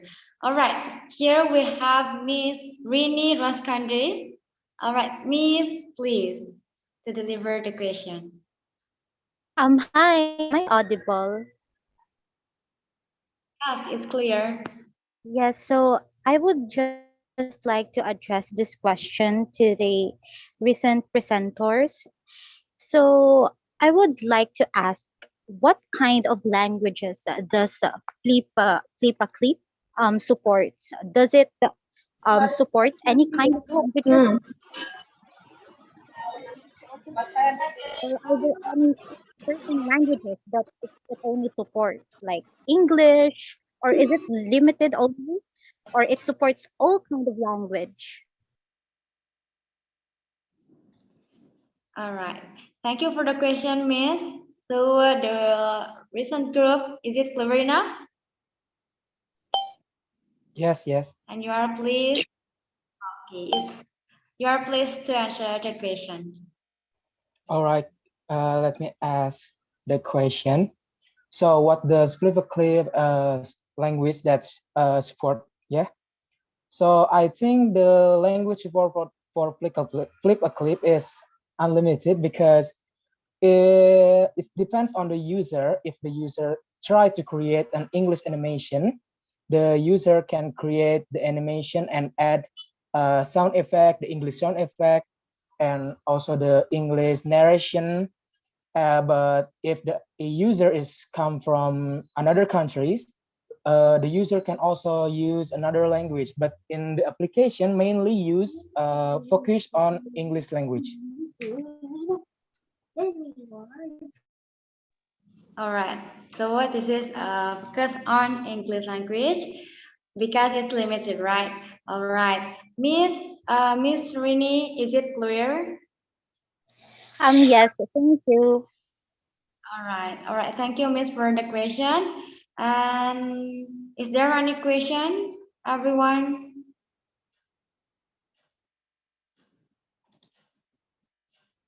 Once again, if you have a question, you can type on the chat box, or you may use the raise hand feature and deliver the question directly by turning on the audio.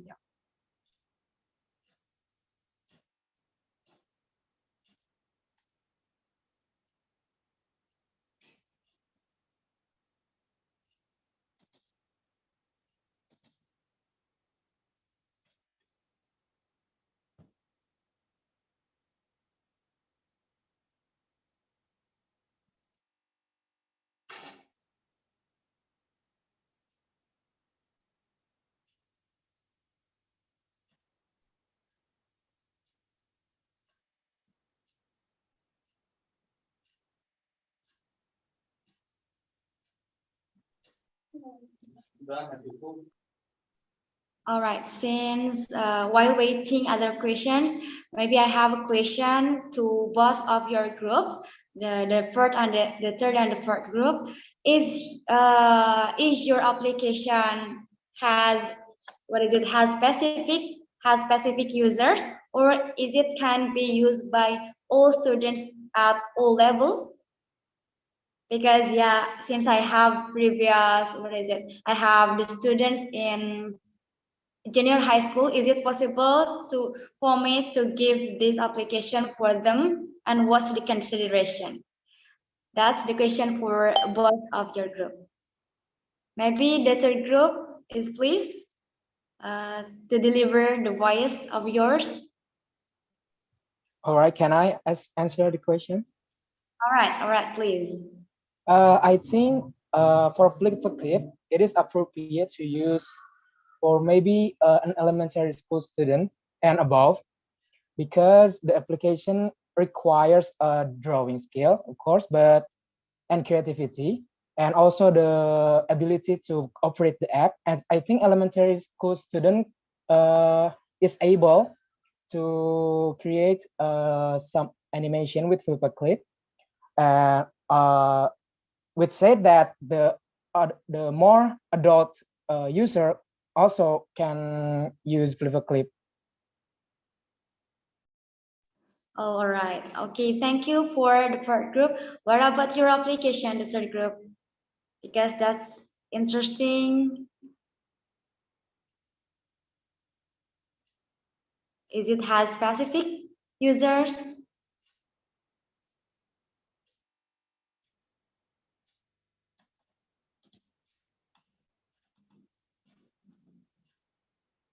For the third group, we have Miss Revi, Mr. Raka, Miss Ai, and Miss Firda.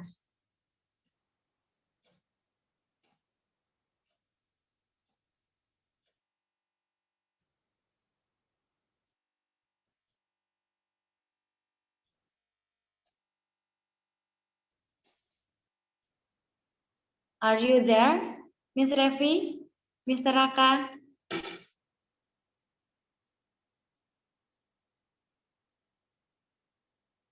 Oh, all right. Since they seem like having a trouble with the connection, so everybody, this is the end of the group presentation, and I would like to say thank you, and please give applause to our presenters, all the presenters, for their valuable and informative presentations today. All right, and ladies and gentlemen, we finally come to the end of this session. Before I close this session, once again, I would like to say thank you to all speakers, to the keynote speakers and the group presenters for the outstanding presentations today. And thank you to all participants who participated well. All right, everyone, it's time for me to go back. I'm Sandra Amelia. Thank you for your nice attention. See you next time. And I will give it back to the mistress of ceremony, Miss Rizka, please. All right, thank you very much, Ms. Sandra, who has guided the intriguing presentation and discussion sessions. And thank you very much for all the presenters on today's webinar. All of you have done excellent jobs. For all participants, I would like to remind you that the attendance link will be given in the end of today's webinar. So please stay tuned until the end, all right? Okay, ladies and gentlemen, we come to the end of the webinar session.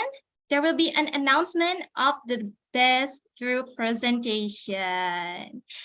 All right. You must be really, really excited and also nervous at the same time, right?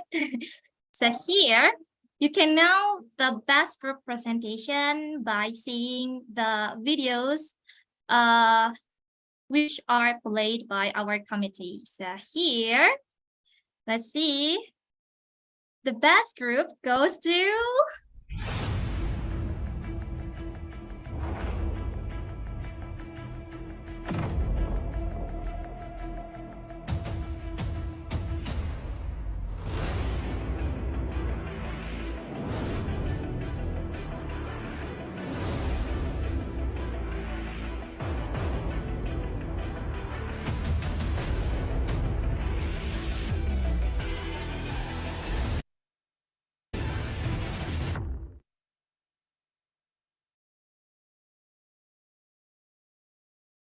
Okay, good.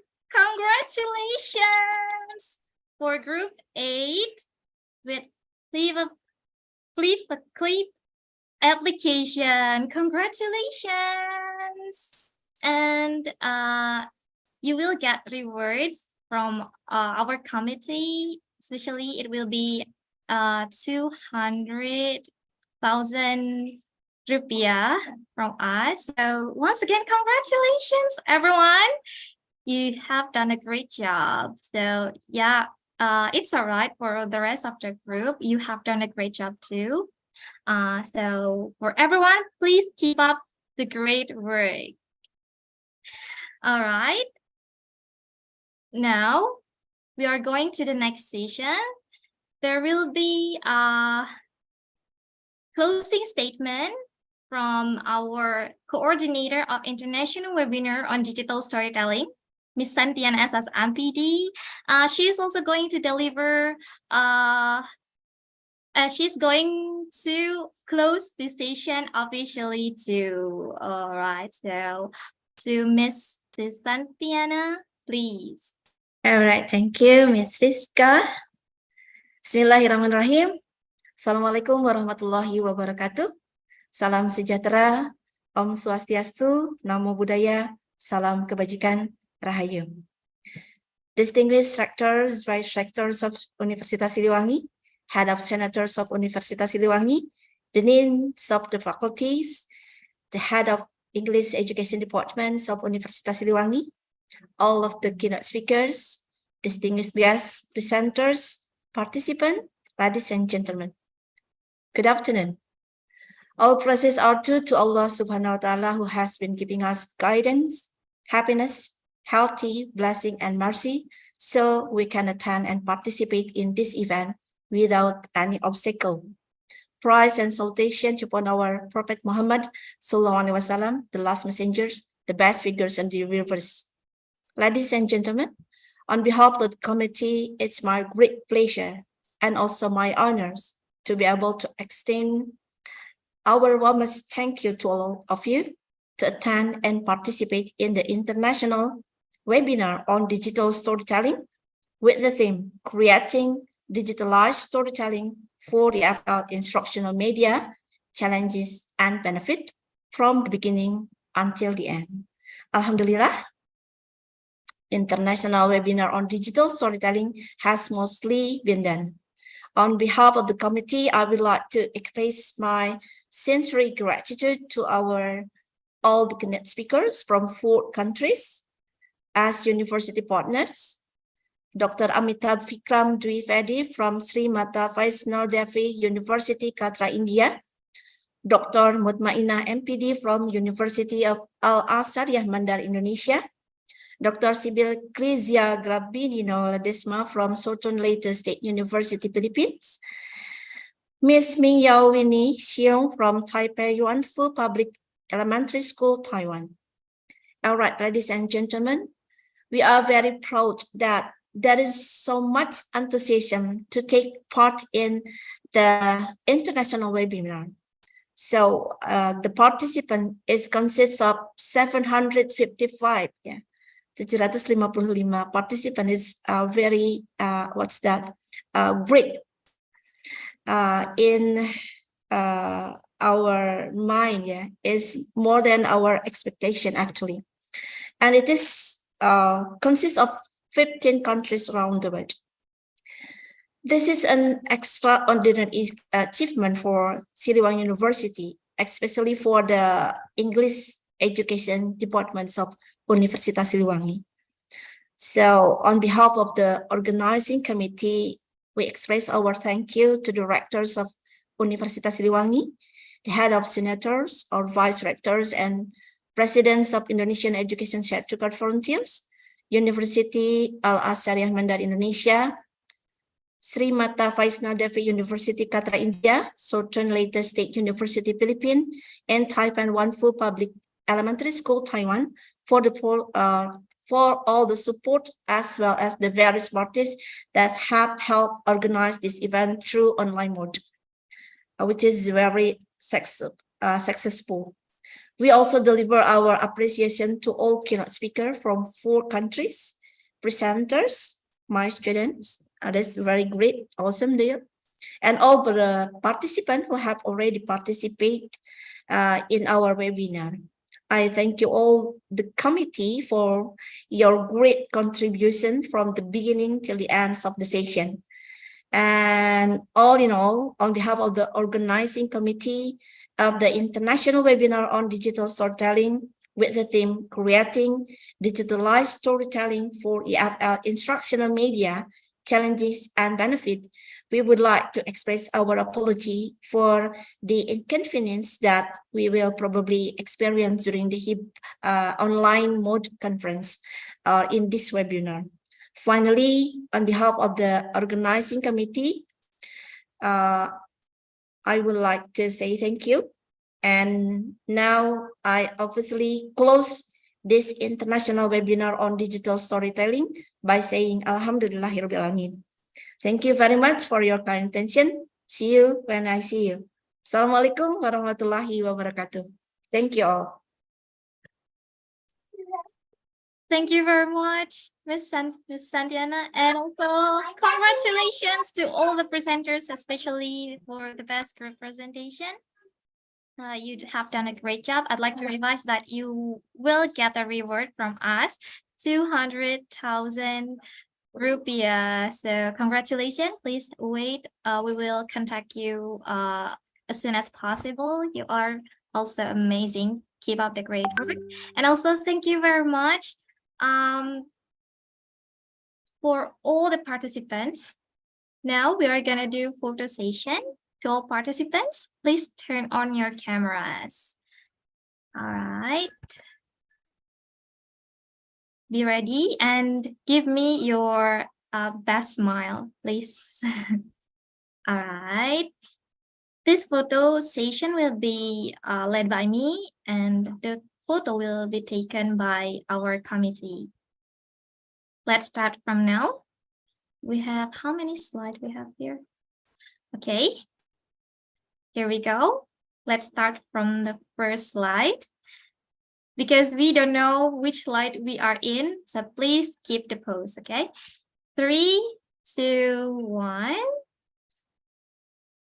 All right. 3, 2, 1. Okay. The next slide. 3, 2, 1. Okay. Another slide. 3, 2, 1.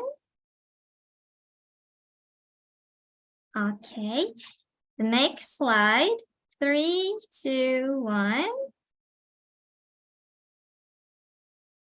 Oh, all right. We have 10 slides here. So the next slide. 3, 2, 1. Okay.